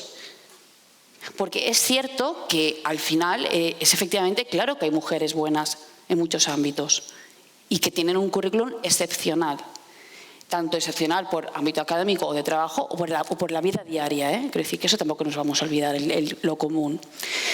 Pero cuando vamos a hablar de tema de personas migrantes o personas racializadas, no me gusta mucho ese término, pero creo que al fin nos entendemos un poco para poder ver los márgenes donde están en cada ámbito, no sucede. Esa es una reflexión que se debe de hacer. Entonces, sí que es cierto que, como decías, vale, pues es necesario también como personas migrantes decir yo también voy a estar ahí, pero es cierto que igual las formas, las estructuras conforme está pensado el sistema no favorece precisamente a que haya personas que levanten la mano o que puedan estar ahí. Por lo tanto, bueno, pues se debe de hacer pues, ese ejercicio también desde todas las formaciones políticas para poder favorecer esas listas. Y yo creo que es un ejercicio que desde Compromís se debe de hacer. Perfecto. Gracias. ¿No? Efectivamente, se tiene que hacer porque dentro de lo que cabe, bueno, yo digo, solamente una imagen, alguien que tengamos, pues igual los otros partidos tienen a alguien, ¿no? Voy contigo, Maite, porque sí, también estamos hablando de lo mismo con el Partido Socialista, yo creo que también se tiene que hacer la misma reflexión, pero es que yo voy mucho más allá, en el sentido, ya no solo a nivel local del municipio, pero incluso a nivel estatal, a pesar de los afrosocialistas y los no sé tanto, y sin embargo en el gobierno yo creo que no hemos tenido, que yo sepa, ¿no? Un diputado, sí. Un diputado, no, yo digo gobierno, o sea… Sí, te entiendo. ¿Vale? No la formación política, me refiero al gobierno, yo no recuerdo ninguna figura, es decir, con un cargo institucional, un cargo político que sea socialista, o sea, y que sea de origen migrante, a pesar de la asociación de afrosocialistas y todo lo que hay, ¿no? Es decir, este tema, ¿cuál es la reflexión que se hace, no? Sí, lo comentabais y estoy totalmente de acuerdo. De hecho, recuerdo un proyecto de la Red de Ciudades Interculturales. Creo que alguna también formamos parte de la ciudad de Valencia, bueno, la integramos y iniciamos una serie de proyectos muy interesantes. Y uno de ellos, por ejemplo, era, por lo que decías, la monitorización de la plantilla del ayuntamiento. Algo tan del día a día, decir, vamos a ver el porcentaje, vamos a ver qué niveles también de responsabilidades tienen a la hora de la gestión, ¿no? Y fue una experiencia interesante precisamente porque necesitas no olvidar ese reto que tenemos todos. Por lo que comentabas, bueno, tenemos una diputada en Cortes, Yaisel Sánchez, tenemos a Luc André, pero sí que es cierto que es un reto, o sea, es algo que tenemos que valorar para, como bien dices, poner en primera línea lo que estamos teorizando y estamos integrando a través de textos y de propuestas. Estoy de acuerdo, vamos. De acuerdo. Bueno, por lo menos el tema queda para hacer como reflexión, ¿verdad? Cierto que no pasa lo mismo con Podemos, hay que decirlo. Podemos ha sido uno de los partidos que sí ha puesto en primera línea todas las diversidades, pero todas son todas. Es decir, aquí hemos tenido no solamente que fueran racializadas, hemos tenido compañeras sordomudas, LGTBI+, o sea, aquí en primera línea ha estado casi todo el mundo, y desde luego por la parte que me toca también el caso de Rita Bosao, porque bueno, me toca también de cerca. Bien, aparte de eso, ¿qué más hay? ¿Qué viene? Sí, siempre seguir, ¿no? Pero antes, no sé si me oye, el tema de las propuestas concretas, simplemente una apreciación sobre el tema del voto, porque como que no lo hemos aterrizado.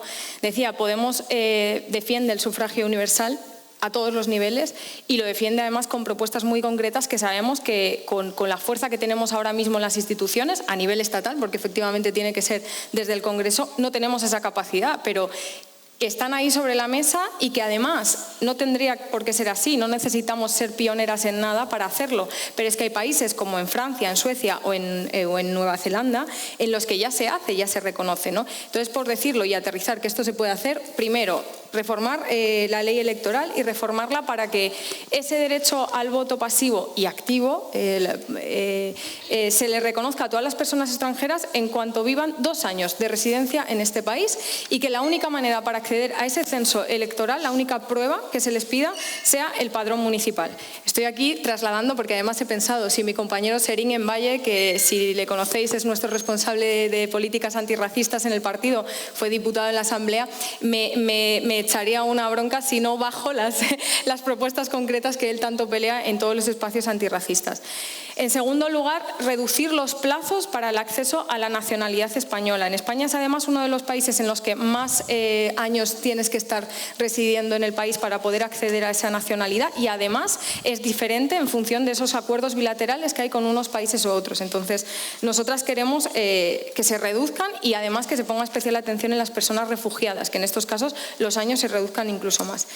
Eliminar barreras burocráticas muy básicas como el dichoso examen de conocimientos constitucional, que parece evidente que discrimina por razones económicas, pero que además también ni siquiera es un reflejo real de la integración de alguien. O sea, quiero decir, ¿cuántos españoles perfectamente nacidos en España aprobarían ese examen? Es decir, es como absurdo que contemos con que eso nos va a demostrar nada, y aparte que hay que buscar una forma de poder acceder, o sea, de que esa nacionalidad puedan acceder personas con diversidad funcional, por ejemplo, que esos exámenes no están adaptados.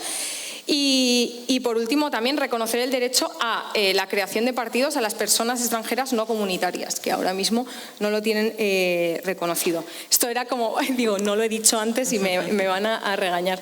Entonces, como que Podemos tiene concretas, aparte de obviamente apoyar la ILP, regularización ya, que ya han dicho las compañeras, y que se tiene que apoyar además esta iniciativa, la iniciativa que viene de la calle, y no otras regularizaciones que ponen en el centro el tema del trabajo asalariado, y nosotras apostar por una regularización que ponga en el centro los derechos humanos y no el que trabajemos y cobremos por ello, porque además las mujeres bien sabemos, y muchas de las que estáis aquí, que no siempre que se cobra, no siempre que se trabaja se cobra, o no por no cobrar no es trabajo, ¿no?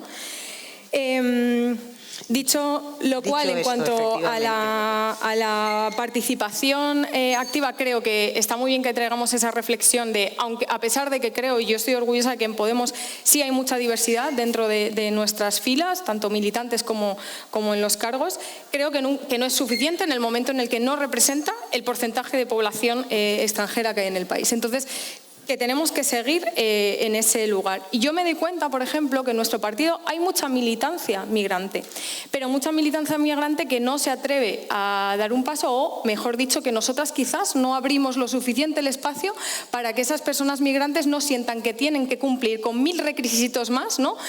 Para poder merecerse ese puesto. Desde ahí nuestra propuesta, creo, es una estrategia mucho más amplia, que es de un feminismo internacionalista puesto en el centro. Nosotras apostamos muchísimo por una visión global de la justicia social y interseccional de las luchas, ¿no? Y desde ese feminismo internacionalista lo que hacemos digo, para abrir el espacio político, ¿no? Nuestro espacio de participación política a personas migrantes y en particular a mujeres migrantes, es que nuestra red feminista va mucho más allá de los partidos, ¿no? Tenemos una red, obviamente, con muchos partidos progresistas en todos los países y muy especialmente en LATAM, pero también construimos y ponemos mucha importancia en construir redes feministas globales con movimientos feministas. También con promover y participar en espacios de escucha como este, ¿no? Que me parece como fundamental que estemos los partidos aquí y que, bueno, por recordarlo, mientras estuvimos en el Gobierno en la pasada legislatura, el Ministerio de Igualdad, por ejemplo, y creo que fue una forma de también marcar qué era lo que nosotras hubiéramos querido seguir haciendo si siguiéramos en el Gobierno, sin vetos que tuvimos, fue un encuentro internacional feminista muy potente en el que vinieron voces feministas de todos los países y que generó un conocimiento, además que de ahí salieron muchos papers, mucho conocimiento que creo que es fundamental para hacer un espacio político abierto a otras voces. Y eso nos lleva también, pues, a defender una política exterior feminista, es decir, fuera de todos los grandes intereses geopolíticos y económicos y que apueste por los derechos humanos y por la paz y el fin del genocidio, y creo que esto hay que decirlo y que es una forma también de posicionarnos y abrir las puertas a que quieran participar otras mujeres migrantes. Y, por lo tanto, el rechazo absoluto del feminismo neoliberal y eurocéntrico, y hacerlo desde una perspectiva crítica con nosotras mismas, sabiéndonos privilegiadas, ¿no? en el lugar que estamos, pero que creo que es importante esa visión para también saber que las mujeres migrantes no solo tienen que estar ocupando listas, sino que tenemos que escucharlas, porque ellas en muchos casos, vosotras, tenéis la clave de la solución de muchas crisis, y en este caso pienso mucho en las crisis climáticas, y otra vez voy a la Dana, ¿no? Se hace imprescindible en estas crisis no solo hacer, que el acceso a las ayudas que se están abriendo sean para todas las personas, sino también hacerlas partícipes de esas soluciones, porque las tienen, porque las causas profundas de este tipo de crisis climáticas son causas como el capitalismo o el colonialismo, y tenemos que escuchar esas voces y no esperar a que las personas migrantes hagan ninguna heroicidad, como parece que ha pasado, ¿no? Que en redes se ha visto un montón de mira cuántos migrantes limpiando barro, vamos a darles la nacionalidad. No hace falta que hagan ninguna cosa heroica para reconocerles los derechos y la ciudadanía, sino que hay que reconocérselo, y además hay que darles el micro, hay que ponerlos en un plató de televisión a decir cuáles son sus experiencias en sus países, qué es lo que tenemos que hacer en Valencia o en cualquier lugar si esto vuelve a ocurrir. Marilyn, lamento tener que cortarte, pero claro, la pregunta es, ¿Podemos tiene algo más sobre la mesa? Es decir, sí, insisto, habéis hecho un gran trabajo, sí, de tener, bueno, a personas, a mujeres migrantes, a personas migrantes en todos los órganos.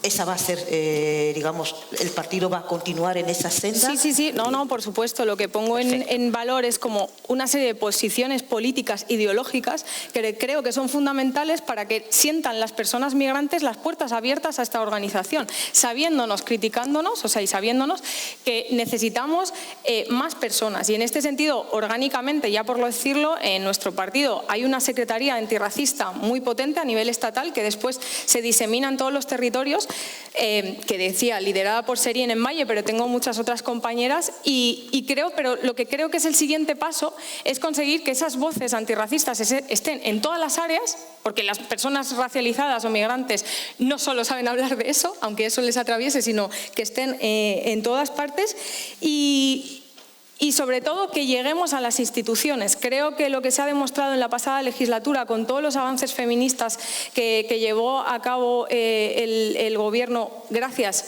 al ruido que hizo Podemos fue porque hubo ese ruido que sistemáticamente se criticó, pero que sin ese ruido es imposible dar pasos adelante. Entonces yo desde aquí aprovecho también el espacio para animar a que hace falta ruido antirracista en las instituciones, a que hay que petar los ayuntamientos, las asambleas y el Congreso de peña negra, de peña marrón, de peña LGTBI, de gordas, de discas, que hagamos todo el ruido posible para que los grandes partidos pongan esa atención y ojalá, de verdad, lo que escucho aquí a nivel municipal, todas esas ideas se trasladaran a lo nacional y a lo europeo y no tuviéramos que estar hablando de un partido socialista que vota para que pueda entrar la extrema derecha en la Comisión Europea que acaba de ocurrir ahora.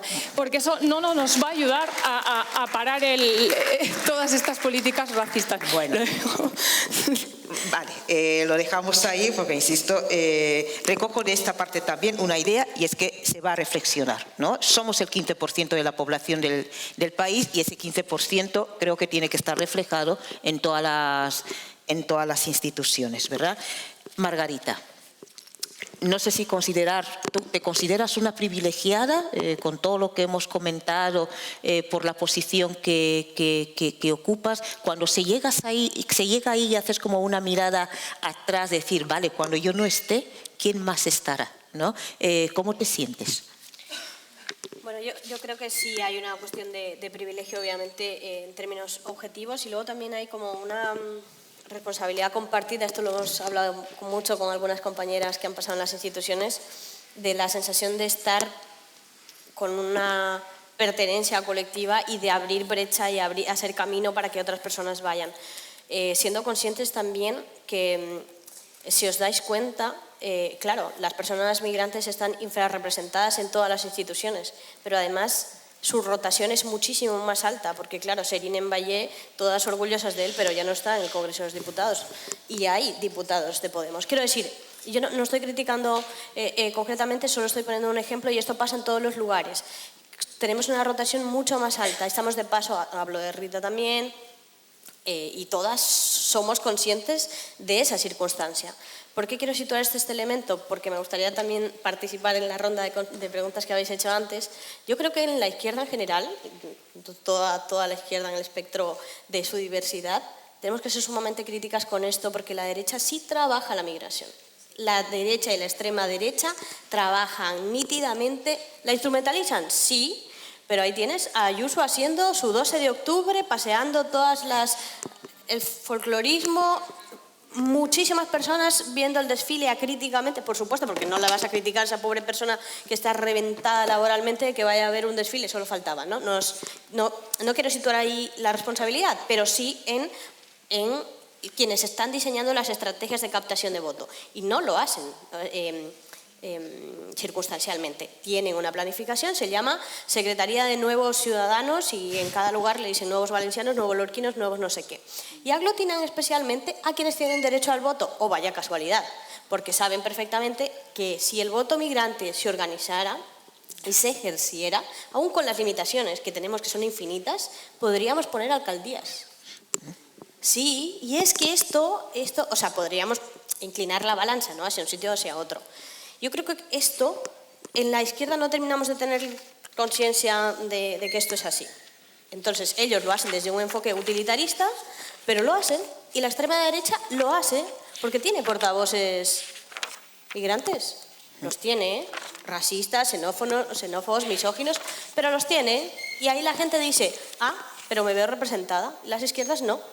Las izquierdas es mucho más difícil, aunque sus propuestas defiendan más a la gente, sean más inclusivas, estén más alineadas. Si no hay esa representatividad, es muy difícil que la gente se vea. A mí me pasó cuando yo fui concejala en Murcia, yo intentaba aglutinar a la gente en torno a mí y me decía, ya, pero no puedo votar. Y aún así conseguimos abrir un consejo de migraciones, o sea, abrir brecha, ¿no?, abrir camino. Así me siento. En todos los sitios que he recorrido siempre me siento abriendo camino. Y también con la sensación de que a veces no somos conscientes de esto, porque pues, el propio ejercicio diario de la supervivencia también es complejo, pero es muy importante tener referentes. ¿Por aquí nos han dejado una muñequita? Sí.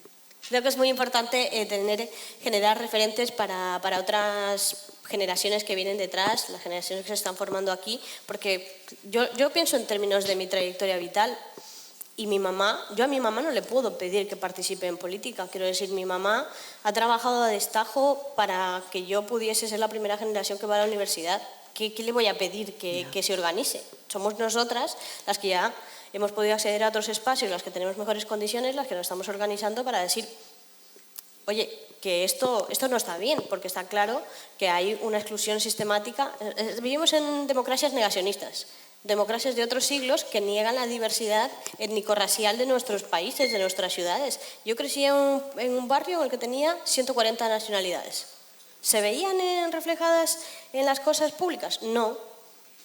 Entonces, creo que por ahí hay que ir empujando las reflexiones colectivas para que vayamos introduciendo todos esos cambios. Luego también los espacios, los partidos generalmente políticos no son espacios amables en general, espacios amables. Dejémoslo ahí. Sí, y imaginaros espacios amables para mujeres, espacios amables para los migrantes, espacios amables para los jóvenes, tampoco lo son, y imaginaros, pero porque hacen una reproducción del poder de la sociedad que se concentra en el hombre cis hetero de 50 y pico años. O sea, quiero también por hacer un poco... Todas las organizaciones son reflejo de la sociedad porque están insertas en este marco. Por eso hay que introducir todos estos mecanismos que las compañeras estaban hablando internamente y en las políticas públicas, porque no por ser de una coordenada ideológica estás exenta de machismo, de racismo, de clasismo, de un montón de intersecciones de luchas, ¿no? Entonces, conciencia, sensibilización y instrumentos. Muchas gracias, Margarita.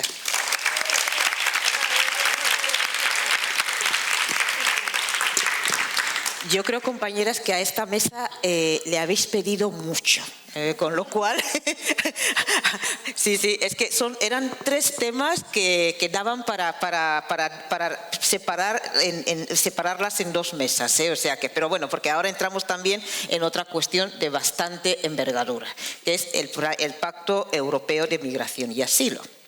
Bien. Si no, pues efectivamente, yo creo que, a ver, hemos empezado tarde, creo que con un cuarto de hora más tarde, así que como mucho, igual cogeremos unos 5 o 10 minutos después de las 2, porque y eso que vamos a ir bordando. Bien, de un texto de la Comisión Española de Ayuda a Refugiados, donde se analiza el Pacto Europeo de Migración y Asilo, he extraído esto. Cito textualmente: una persona solicitante de asilo que llegue a una frontera europea deberá primero someterse a un control previo a la entrada de identidad, salud y seguridad que incluye el registro de datos biométricos en Eurodac y un examen preliminar de vulnerabilidad. Con esta información, el objetivo es dirigir a la persona al procedimiento adecuado. Primera opción, si no tiene necesidades de protección, se le deriva al procedimiento fronterizo de retorno. Segunda opción, y si manifiesta voluntad de pedir asilo, se canaliza su solicitud de asilo por un procedimiento de en frontera acelerado o por el procedimiento de asilo ordinario. Fin de la citación. A partir de aquí podemos pasar al plan de implementación del Pacto Europeo de Migración y Asilo, que se ha dividido en 10 bloques que ordenan y calendarizan las principales obligaciones de los Estados miembros para la correcta aplicación del pacto. Dentro de esos bloques tenemos cuestiones como un primer bloque que es el Eurodac y el Sistema Común de Información, la gestión de fronteras. Se habla, cogiendo ahí conceptos, se habla de una ficción jurídica de no entrada, es decir, las personas estarán físicamente en territorio europeo, pero jurídicamente no estarán. Se habla de un concepto de país seguro, se habla de retornos y un largo etcétera. Yo os digo, esto daba para otra mesa más, pero sí que es cierto que mañana hay una mesa de trabajo específica para abordar esta cuestión. Por tanto, a las componentes de la mesa, así como muy por encima, mi pregunta es: ¿cuál es la postura desde vuestras organizaciones? ¿Se ha analizado, se ha reflexionado sobre el Pacto Europeo? ¿Cuáles han sido las constataciones? Es decir, ¿qué se ha constatado y qué haya que llevar al espacio público, ¿no? Al conocimiento del espacio público? Vamos a empezar por Maite. Sí, gracias. A ver, yo en primer lugar, como decía en la primera intervención que he tenido, yo creo que tenemos un hilo común dentro de la izquierda y en este caso la sororidad de las mujeres, y desde luego no es una buena intención poder alimentar los enfrentamientos, sobre todo de cara a los partidos de extrema derecha que están pendientes, ¿verdad?, de cualquier fricción para, como se ha comentado, poner el protagonismo en los bulos sobre la inmigración. Yo creo que lo que se ha quedado manifiesto en estos últimos días, y más por lo que comentabas ahora, Ángela, es una voluntad desde el Gobierno de España de escuchar a todos los agentes. Han habido varias reuniones, varias entidades sociales, y yo creo que hay un eje común de defensa de los derechos humanos, de protección de la inmigración, de lucha contra las mafias, y luego una cuestión fundamental que también me gustaría subrayar dentro de los, algunos de los ejes, ¿no?, que se están un poco derivando, porque efectivamente el texto es larguísimo, creo que tiene como 2000 páginas, dentro de esa defensa de la inmigración segura. Y dentro de los programas de inmigración laboral, yo creo que es fundamental algo que teníamos pendiente, atascado desde 2014, por otro gobierno que ya se encargó de que se atascara, que es la homologación de títulos. Yo creo que cuando antes estábamos hablando de la importancia de tener referentes, hablamos de una representación política, social, científica, cultural, de muchas personas, en este caso muchas mujeres, que se han visto abocadas a tener que desarrollar otros trabajos porque no han tenido homologación de sus títulos. A mí sí que me gustaría recordar la última noticia que salió recientemente de la ministra Diana Morán, no solamente comprometiéndose a agilizar y salvar ese atasco, sino también mejorando acuerdos con los países de origen a través de la ANECA, a través de sus agencias respectivas, incorporando tecnologías también de automatización, incluso utilizando inteligencia artificial, sobre todo poniendo en valor como este mes de noviembre, por primera vez, hay más resoluciones que solicitudes presentadas. Entonces, yo creo que hay un eje fundamental dentro de todo el proceso que se va a habilitar ahora mismo, que implica visibilizar el perfil de la inmigración desde unas condiciones laborales y profesionales que hasta ahora teníamos pendiente, la defensa de los derechos humanos y principalmente, que es lo que se está haciendo, es una escucha activa de todas las entidades sociales que están haciendo su aportación, porque este es un documento vivo y es un documento, desde luego, que tiene que estar también implicado los países europeos, del resto del mundo, etcétera, para que también desde esos países tengamos apoyo a la regularización y, sobre todo, a una respuesta como se merece la inmigración. Hablábamos antes de empezar esta mesa, ¿no? Le decía Ángela, la responsabilidad que tiene el Ayuntamiento de Valencia, vuelvo al Ayuntamiento, pero es así, en la regularización y también en la acogida de los recién llegados. Y hemos tenido casos como recientemente el Día de la Dana, una familia con niños, porque los menores son líneas rojas que jamás hemos traspasado en este Ayuntamiento, que no fueron acogidos porque venían de Huesca. Es decir, hay una cuestión fundamental de derechos humanos que no tenemos que olvidar y, sobre todo, garantizar una respuesta segura y una acogida como somos. Como decía también el presidente Sánchez, yo lo digo en femenino, somos hijas de la inmigración, no vamos a ser, desde luego, madres de la xenofobia ni del racismo. Gracias.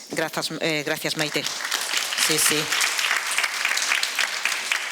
Y es verdad que nos consta esa escucha activa, por lo menos, ¿no?, desde los órganos del Gobierno. Lucía, ¿habéis comentado algo del texto? ¿Vais a instar al Gobierno estatal? Porque es verdad que le compete a ellos. Bien, ¿qué habéis constatado? Pues es una barbaridad lo que está pasando. Porque al final lo que se constata es que la Unión Europea está más preocupada en garantizar privilegios que en garantizar derechos. Y eso, a partir de ahí, es que ya no caben más calificaciones a todo lo que tenga que ver con este nuevo tratado. No se garantiza el derecho del asilo, no se garantiza el derecho al acogimiento, se vulnera totalmente todos los derechos humanos y cualquier tratado internacional que tenga que ver al respecto. Porque al final el objetivo es muy claro, es que no llegue ninguna persona a Europa y, si llega, que se vaya lo más rápido posible. Al final, ese estado en el que se está o no se está cuando se llega a la frontera, como si fuera el gato de Schrödinger, es, dicho así, puede parecer como algo gracioso, pero en realidad no tiene nada de gracia, porque esa persona está siendo vulnerada absolutamente en todos sus derechos integrales que pueda tener como persona. Se trata simplemente como una especie de mercancía con la que unos estados u otros poder negociar. Y al final se hace una especie de solidaridad a la carta con este tratado. Es decir, yo como Estado pago a un tercero para que me proteja mis fronteras. Y entonces ya decidir si se entra o no se entra. O sea, ese pago, esa forma de mercantilizar a las personas, que no es otra cosa que intentar huir de unos países en guerra, en situaciones absolutamente horribles, ¿no? Y que no quieres más que buscar un lugar mejor, y ya no hablemos de aquellas personas que embarcan a sus hijos o a sus hijas e hijes en travesías migratorias que son absolutamente mortíferas. La Canaria es de las más mortíferas que hay, y así un largo etcétera.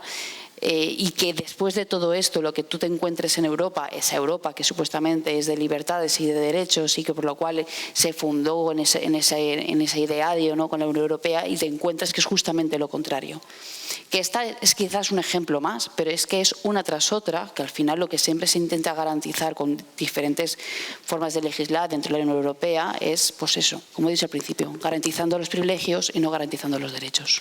Gracias, Lucía. Nos quedan 5 minutos, por tanto,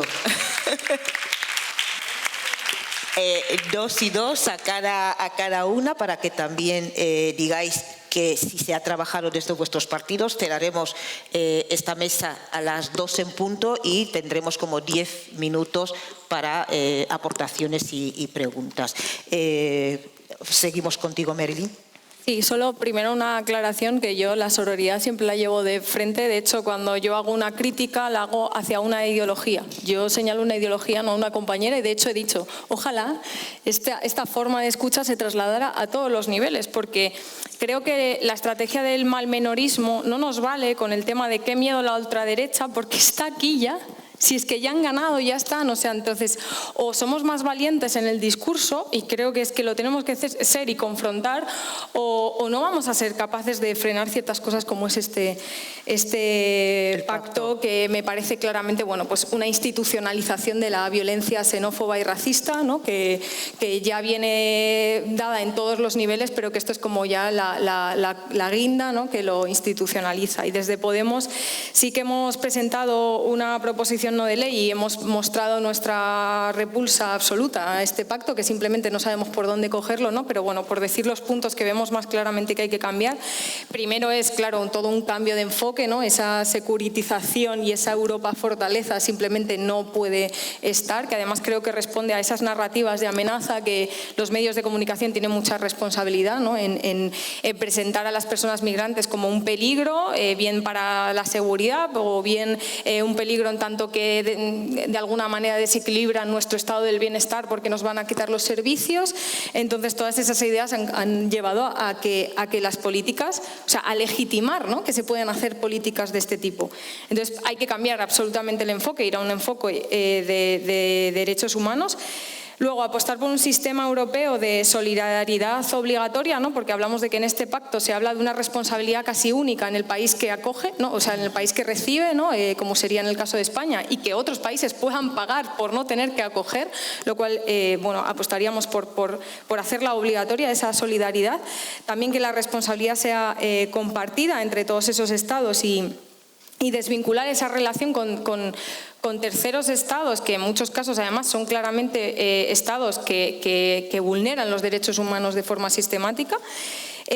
Buscar y construir vías legales y seguras en contra de esas ficciones que hablábamos de la no entrada, ¿no?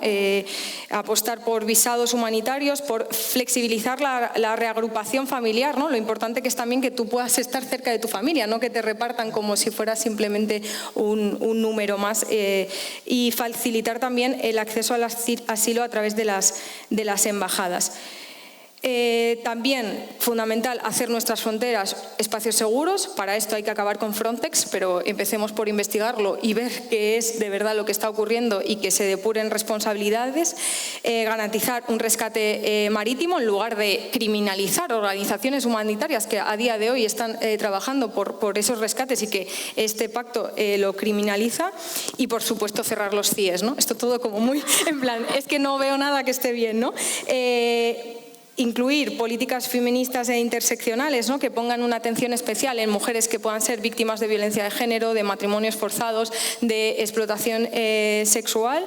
Y por último, y este es como ya el más genérico, creo que hay que buscar vías para mirar más allá y mirar cuáles son las causas profundas de la migración y no ir solo a la mirada corta, ¿no? Y actuar sobre la pobreza, sobre todos esos conflictos armados o sobre las crisis climáticas, ¿no? Este cambio climático, que son muchas veces lo que fuerzan a la migración, y la única manera de poder atajarlo va a ser mirando a eso. Así que, bueno, nosotras la posición es absolutamente de que esto nos parece un despropósito y que no es la manera, ¿no? Que hay que mirar hacia los derechos humanos y buscar una alternativa, porque es necesario y porque creo que con voluntad política, pero siendo muy valientes y resistiendo todas las presiones que va a haber de todos los poderes políticos, de todo tipo de poderes, político, judicial, mediático, no es solo necesaria, sino que es una alternativa que es posible. Gracias, Merili. Gracias. 2 minutos para ti, Margarita. Bueno, yo situaba en mi primera intervención que este pacto es el sinónimo de la necropolítica en Europa. Nosotras nos opusimos desde The Left, desde la izquierda europea en su momento, incluso presentando alternativas en todo el trámite hasta que salió el documento final. Sabéis que, bueno, la arquitectura y la correlación de fuerzas europea pues es lo que ha arrojado, un instrumento horrible donde efectivamente se constata la vulneración de derechos humanos. Nosotras, ¿qué proponemos? Y también yo planteaba 2 preguntas, ¿no? ¿Por qué viene la gente? Dejemos de espolearles, porque es que no van a, da igual lo altas que sean las vallas, que es que no van a dejar de venir si les esquilmamos sus recursos para sostener un modelo de vida que no va más. Entonces creo que la mirada tiene que ir hacia allí. ¿Y quién se está lucrando con todo el negocio de la externalización de fronteras? Para nosotros Frontex es un, vamos, no lo decimos nosotros, es que tiene 20 años de investigaciones de todo tipo de vulneración de derechos humanos y de corrupción además. Quiero decir, aquí hay gente que está haciendo negocio con la cuestión de las fronteras y la externalización de fronteras a terceros países también. Nosotras apostamos por vías legales y seguras y una serie de instrumentos que nos permitan garantizar el derecho a la migración, pero sobre todo lo que decía antes, poner el foco en las causas estructurales, ¿no? Habrán refugiados climáticos que, por supuesto, o refugiados de guerras y de episodios que necesiten asilo y hay que garantizar todo el paso, pero también hay que corresponsabilizarse que el norte ha desarrollado sus economías a base, y lo sigue haciendo, y en la transición ecológica, ¿de dónde salen los metales? Porque desde el norte no son. Entonces, si no integramos esta cuestión claro, porque es que ¿Por qué fracasan las COPs, ¿no? Y todas estas cumbres? Que es que lo que hacemos en el norte es, como una vez que ya no usamos los coches, entonces los mandamos a que emitan contaminación en el sur, como si nos pudiésemos salvaguardar en algún búnker cuando venga una dana y nos arrase, ¿no? Entonces, como que esta cuestión no está presente, pero lamentablemente va a ser el tiempo el que termine poniendo todo sobre la mesa, y más vale que lo podamos enfocar desde un enfoque de derechos humanos o, por el contrario, la salida ecofascista nos arrasará. Muchas gracias, Margarita. Bueno, insisto, aquí ha sido una trampa porque son 3 temas que requerían abordarlas en 2 mesas. Bien, momento para que podáis hacer alguna aportación, alguna pregunta. Que las preguntas sean cortitas, porque ya no tenemos mucho tiempo, precisas y a una ponente en concreto o a 2 o lo que queráis. ¿No? Y si no, pues mira. Lo que pasa es que el sistema de que se hagan todas las preguntas a la vez me ha parecido mucho. No sé quién está organizando lo de las preguntas. Vale, está la compañera ahí. Vale.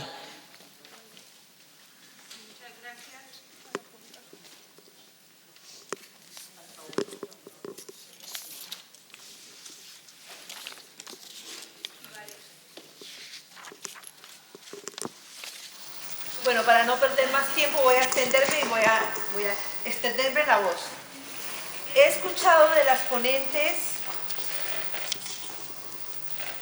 y me parece que es más como su opinión, pero me gustaría hacer un llamado a que concreten, en el caso del Pacto Europeo, qué acciones han realizado desde sus partidos políticos, concretamente.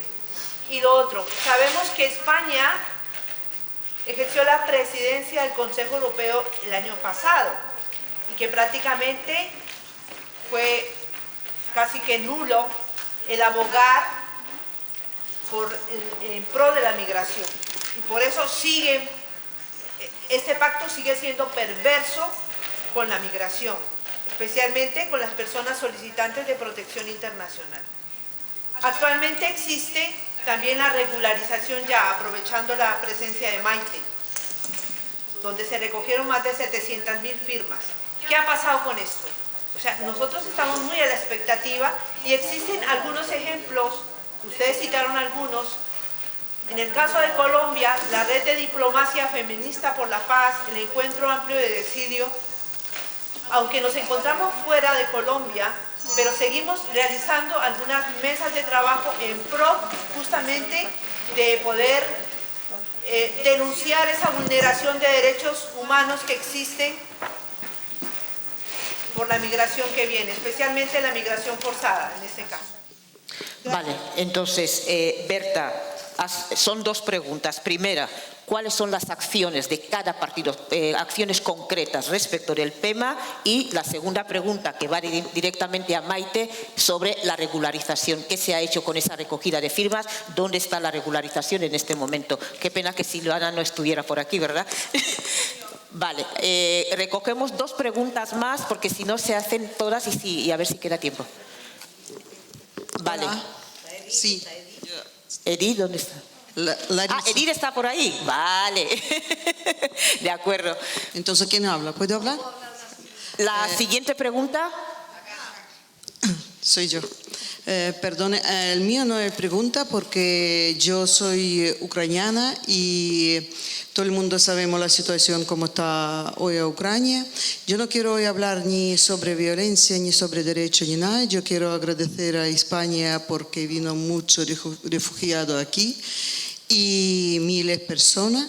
Y quiero decir que ninguna persona no se quedó en la calle, no se muere de hambre, entonces eso es ya un valor.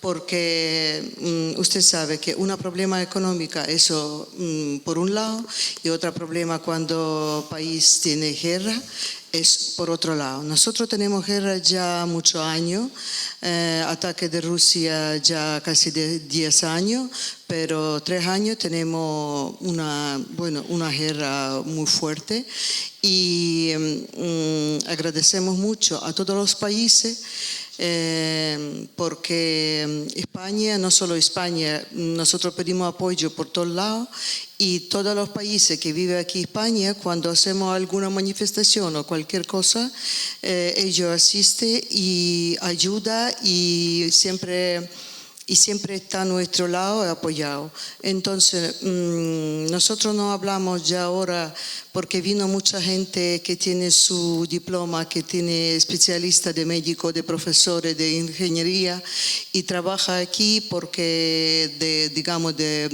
de cualquier otro trabajo, de obra, de yo que sé, limpieza, porque no sabe idioma ni nada. Pero lo único que el país como España, permite que nosotros podemos esconder nuestros refugiados aquí, esconder de que bombardeo. Entonces agradecemos mucho a todos los países y España por vuestro calor, por vuestra ayuda y vuestro apoyo. Muchas gracias. Vale, gracias. Muy cortito. Gracias a usted. Sí. Ahora. Sí. Disculpa, saludar a la mesa, muy breve. Yo soy parte de la red y agradezco mucho a las ponentes que han estado aquí dando sus opiniones. Y no voy a repetir, me quería referir al pacto, a Frontex y todo esto, pero ya lo han dicho las compañeras.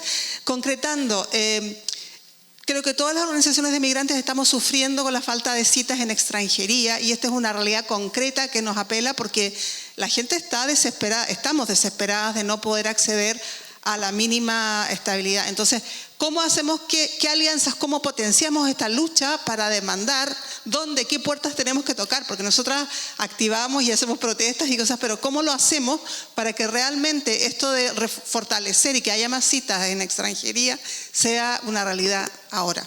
Eso. Muy bien, gracias. Creo que ahí Hola, el compañero... Sí, aquí. Sí. Buenas tardes. Sí. Mi nombre es Luz. Y ahí también. Mi nombre es Luz. Muchas Sí. gracias a las panelistas por todo este aporte que nos han dado. Pero es como una pregunta y una reflexión, más que todo para Marilyn y Margarita. Y también para todas las que estamos presentes. Estos espacios son espacios bastante positivos, los cuales nos dan otra visión, ¿no?, para las personas que queremos tener una participación más activa en el ámbito político.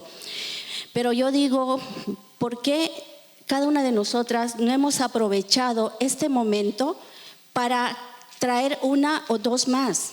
Porque todas ustedes que están presentes son líderes, encabezan, representan distintas asociaciones, ya llevan un empoderamiento. Pero ¿dónde está la persona que ustedes han invitado para acompañar? Porque aquí hay un espacio que no se ha sabido aprovechar. Dos, referente a las disertantes, palabras que he escuchado repetitivas han sido debemos, tiene, tenemos, pero nadie ha dicho vamos a hacerlo.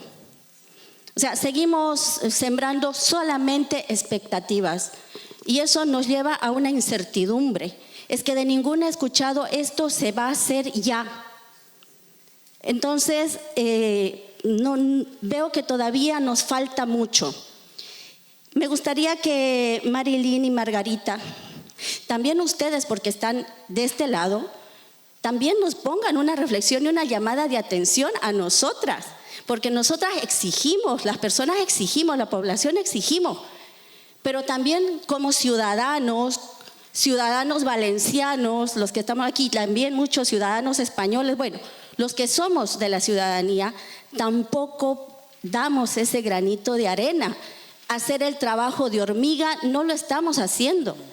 Entonces sería eso mi pregunta y mi pequeña reflexión. Muchas gracias. Gracias. Ahí tenemos una más.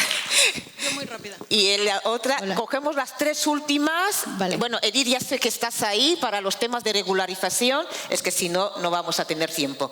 Tres preguntas más y ya está. 1, 2 y 3, el compañero. Vale, ya que mi un hombre pregunta muy rápida y quisiera respuestas breves. ¿Qué estrategias están haciendo desde el partido para motivar a la población migrante a votar? Muy bien. Compañera, aquí. Y él, y ahora. Es el único hombre que está haciendo porque que quiere preguntar. Sí, compañera, adelante. Sí, buenos días. Mi pregunta está un poco fuera de contexto, pero bueno, está relacionado con las mujeres que están sufriendo en Gaza. Entonces, sí, preguntamos, lo que apoyamos a la causa palestina, ¿dónde está la Unión Europea frente a las mujeres que están viviendo un genocidio en Gaza? Y donde también la protección de los niños que están sufriendo. Sabemos que hay más de 30.000 muertos que son niños y mujeres en Gaza. Y Europa está caída frente a todo eso y siempre pronuncian lo mismo. Israel tiene derecho de existir y de defenderse. Y entonces la pregunta es, ¿y Palestina, si acaso no tiene derecho de existir y a protegerse y a crear un Estado con todo pleno derecho y proteger a sus mujeres, educar a sus niños y tener paz entre ellos mismos? Gracias. Gracias, compañera.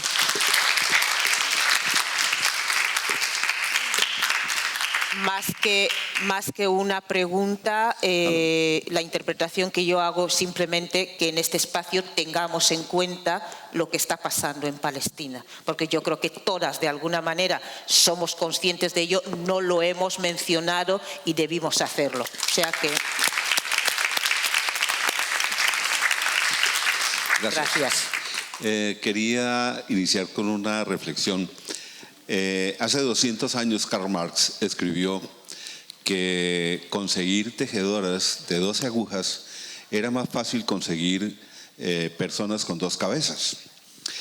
200 años después, nosotros estamos hablando y estamos viendo la crisis estructural de empleo que hay en Europa. Estamos viendo por todas partes cómo se están cerrando plantas. Por primera vez Volkswagen cierra 3 plantas en Europa, 2 en Alemania. Stellantis cierra la planta. La Nissan también cierra su planta. Audi en Bélgica también cierra su planta. Compañero, y vemos desempleo, vemos desempleo por todas partes. Entonces la pregunta concreta es: ¿la migración qué papel juega allí cuando la población europea tiene un modelo estructural que está rechazando la población y estamos en la época del fin del empleo, que es, entre otras cosas, está dando premios Nobel en economía? Entonces, ¿cuál es la estrategia que tenemos con respecto a la integración de una sociedad donde el migrante tenga cabida? Ahora, esto también tendría alguna relación con la cooperación internacional. El tema es tan complejo que podríamos vincular esto con la cooperación internacional. ¿Qué papel juega? Que sea una reflexión, compañero. Nos quedamos las preguntas precisas que se han hecho, regularización y estrategias concretas respecto del tema. Por favor. Empiezo. Hola.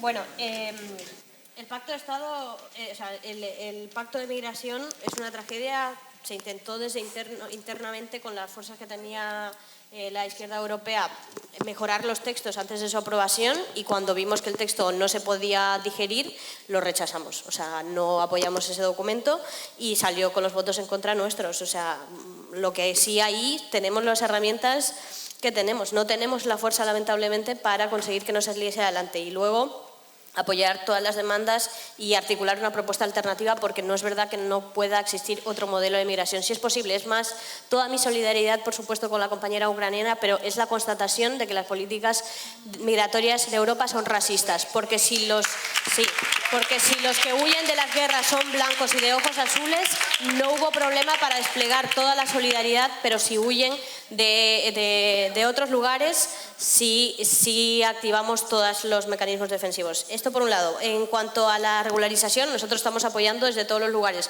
gobierno, parlamento, para que esto salga adelante. Hay más partes implicadas por aquí que pueden decir también sus posiciones, pero por nuestro lado es una posición nítida, y también dentro del propio gobierno, como parte del Ministerio de Juventud e Infancia, estamos trabajando muchísimo con el tema de infancia migrante. Hola, vale. Estamos muy centradas en el tema de la infancia migrante, que como sabéis es uno de los arietes de la extrema derecha y que es una línea roja la defensa a sus derechos, por supuesto, que no sean vulnerados, y estamos también, aunque lo decía antes, no es suficiente, pero sí se han hecho muchísimas aportaciones para mejorar el reglamento de extranjería. En el mientras tanto no renunciamos, por supuesto, a conseguir esa regularización, pero también para que entendamos que esto es muy contradictorio. Claro que nuestras posiciones son profundamente radicales, pero estamos dando los pasos en el mientras tanto.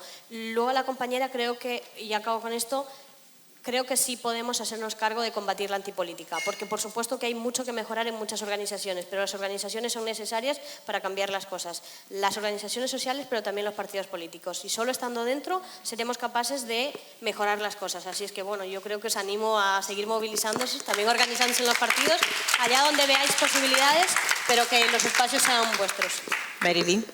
Nada, unirme a ella porque creo que justo en lo concreto del Pacto de Estado yo he hablado de cosas como muy concretas que se han presentado, Podemos lo ha presentado en el Congreso desde el grupo mixto y la capacidad que tenemos. Igualmente en DELEF, Podemos está junto con Izquierda Unida y otros grupos en DELEF en el Parlamento, y también lo estamos haciendo. Igual que la voz por la libertad del pueblo palestino está en el Parlamento. ¿Qué pasa? Que es que ahora lo que nos falta, porque decía una compañera, ¿por qué decís tenemos que y no vamos a qué? No vamos a, porque no tenemos el poder. No estamos, o sea, estamos ahí, pero no tenemos el poder, ni el poder suficiente. Necesitamos crecer para que esas voces sean suficientemente altas para que nos escuchemos incluso entre nosotras, porque a mí, cuando veo, somos tan poquitas, ¿no? En el caso de Podemos, por ejemplo, en el Congreso somos 4 diputadas, hay 4 diputadas. En el caso del Parlamento Europeo, DELEF es un grupo díscolo todo el rato con todas las políticas, pero es un grupo muy pequeñito y que no tiene tanta capacidad. Pero estamos ahí y se está diciendo, y es una pena que incluso entre nosotras no lo sepamos, porque es tan pequeñita la voz que nos cuesta. Entonces, hagámonos de altavoz unas y otras, y creo que que esa va a ser la forma de intentar presionar. Y nada, simplemente sobre el tema del fin del empleo, no por entrar mucho en esto, pero y toda esta reflexión, simplemente animar muchísimo a leer a Silvia Federici y a muchas autoras feministas que le han dado la vuelta al marxismo y que creo que en esa crisis del empleo lo que está puesto sobre la mesa y defendemos las feministas desde toda su interseccionalidad es que el futuro es colocar los cuidados en el centro y que los trabajos que venimos soportando las mujeres históricamente sean por fin remunerados y reconocidos. Muy bien. Maite. Sí, muy rápido a la pregunta concreta que me habían formulado. Bueno, comentar que el día 19, la semana pasada, se aprobó, según Consejo de Ministros, un nuevo reglamento de extranjería para mejorar la integración de las personas migrantes, basado principalmente en 3 cuestiones que eran trabajo, formación y familia. Y esta modificación entrará en vigor en un plazo de 6 meses. O sea que podréis conocer las modificaciones y no obstante, si alguien quiere más información, pues también se la facilito. Y luego simplemente un matiz desde la propia experiencia que hemos vivido aquí en la ciudad de Valencia. Entiendo la intervención con respecto a la cuestión de la acogida de Ucrania, pero quiero matizar una cuestión y es que la ciudad de Valencia fue ciudad refugio, tuvo una línea nominativa como Valencia Ciudad Refugio, fue ciudad de acogida del Aquarius y también ciudad de acogida de 700.000 personas que pasaron por aquí de Ucrania. Ahora mismo, y vuelvo a repetir, se ha dejado una familia en la calle con 2 niños colombiana que venían de Huesca. Esa es la diferencia entre el gobierno de PP y Vox y el gobierno de Compromís y Partido Socialista. Gracias, Maite. Terminamos contigo, Lucía. Y ya. Rápido y breve, ¿no? En este sentido. Cuando nosotros estábamos hablando constantemente del tenemos, hay que hacer...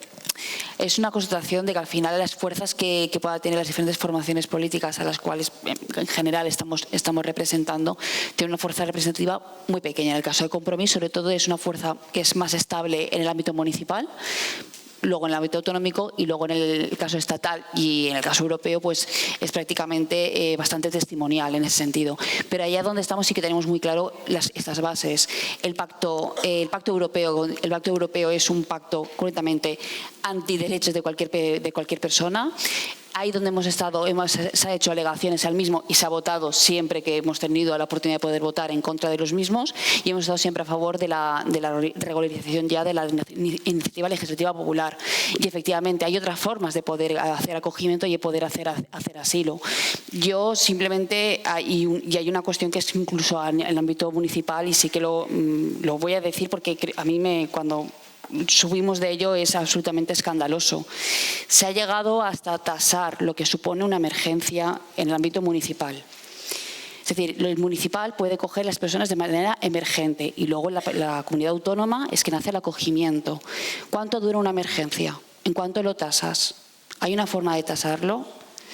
No. Pero efectivamente ahora se ha tasado en 15 días. El Ayuntamiento de Valencia.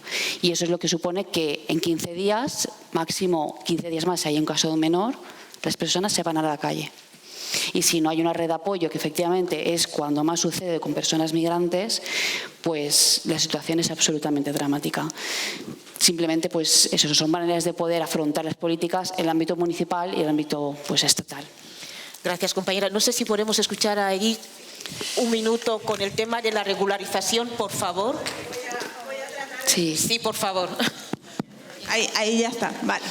Así muy brevemente, en decirles que el reglamento de extranjería, la renovación, la mejora que hacen, nos siguen viendo como personas, como moneda de cambio. Si no tenemos un contrato, nuestra vida no vale. Va a quedar muchísima gente fuera. Cáritas estaba diciendo que 75.000 personas indocumentadas van a quedar fuera porque no tienen padrón, no tienen pasaporte y no tienen cómo demostrar que han estado residiendo acá. Eso está pasando también ahora mismo aquí en Valencia para todas las personas que han perdido absolutamente todo. Por eso es tan importante la ILP regularización ya, porque las medidas del gobierno son las reformas, pero la ILP es un proceso participativo de nosotras, las ciudadanas, que estamos exigiendo que se nos escuche porque somos seres humanos y nos merecemos todos los derechos. Este 10 de diciembre es el informe de ponencia que tiene que hacer la Comisión de Ponencia sobre la ILP. Es un día muy importante porque encima es el Día de los Derechos Humanos. Así que les vamos a pedir que estén atentas a todas las redes sociales de REGU. Nosotras vamos a lanzar una campaña y vamos a seguir señalando que los partidos políticos nos apoyan en su medida, pero no en la medida completa que tiene que ser para que las personas migrantes realmente seamos personas con derecho y no moneda de cambio. Y regularización. ¡Ya! Gracias, Edith. Muchísimas gracias. Gracias, compañeras, y hasta otra vez. Gracias, Lucía. Gracias, Margarita. Gracias, Marilyn. Gracias, Maite.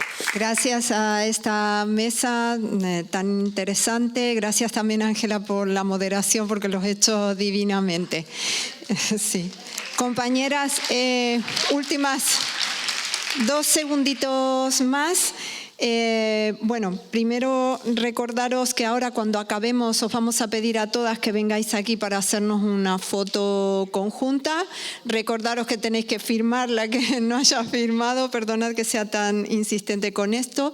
Yo creo que también en esta mesa se han dicho muchas cosas, hubiera dado para más, pero sí que valoramos que nos recordéis los conflictos que tenemos mundiales ahora mismo. Tenemos 10 conflictos en el mundo muy graves que están produciendo personas refugiadas, graves hasta el punto de que se está hablando de un conflicto mundial. Tenemos que estar preocupadas y en esto quiero traer a colación a George Orwell, que ha publicado 1984, la novela de la cual sale el Gran Hermano. Recordad que él era funcionario del Ministerio de la Verdad, que se ocupaba de tergiversar todos los hechos históricos para manipular a la población y que no nos debemos dejar manipular por las fake news, que debemos estar siempre atentas y que debemos revertir esas manipulaciones. Y recuerdo que también a raíz de una de esas manipulaciones que hicieron unos periódicos aquí en España sobre que la violencia de género se habría incrementado a causa de los hombres migrantes, la red actuamos inmediatamente denunciando y a raíz de ahí ha salido toda una revuelta a tirar del hilo, liderada por Ayeti y por la Red Latinas, que ha recibido recientemente el premio del Ministerio de Igualdad. Felicidades a las compañeras, y simplemente como reflexión de que toda mentira tiene que tener su revuelta en nuestras tripas y que debe ser denunciada y con argumentos revertida, ¿vale? Por favor, la foto aquí y luego la comida otra vez en el jardín, cuidando las plantas y el medio ambiente.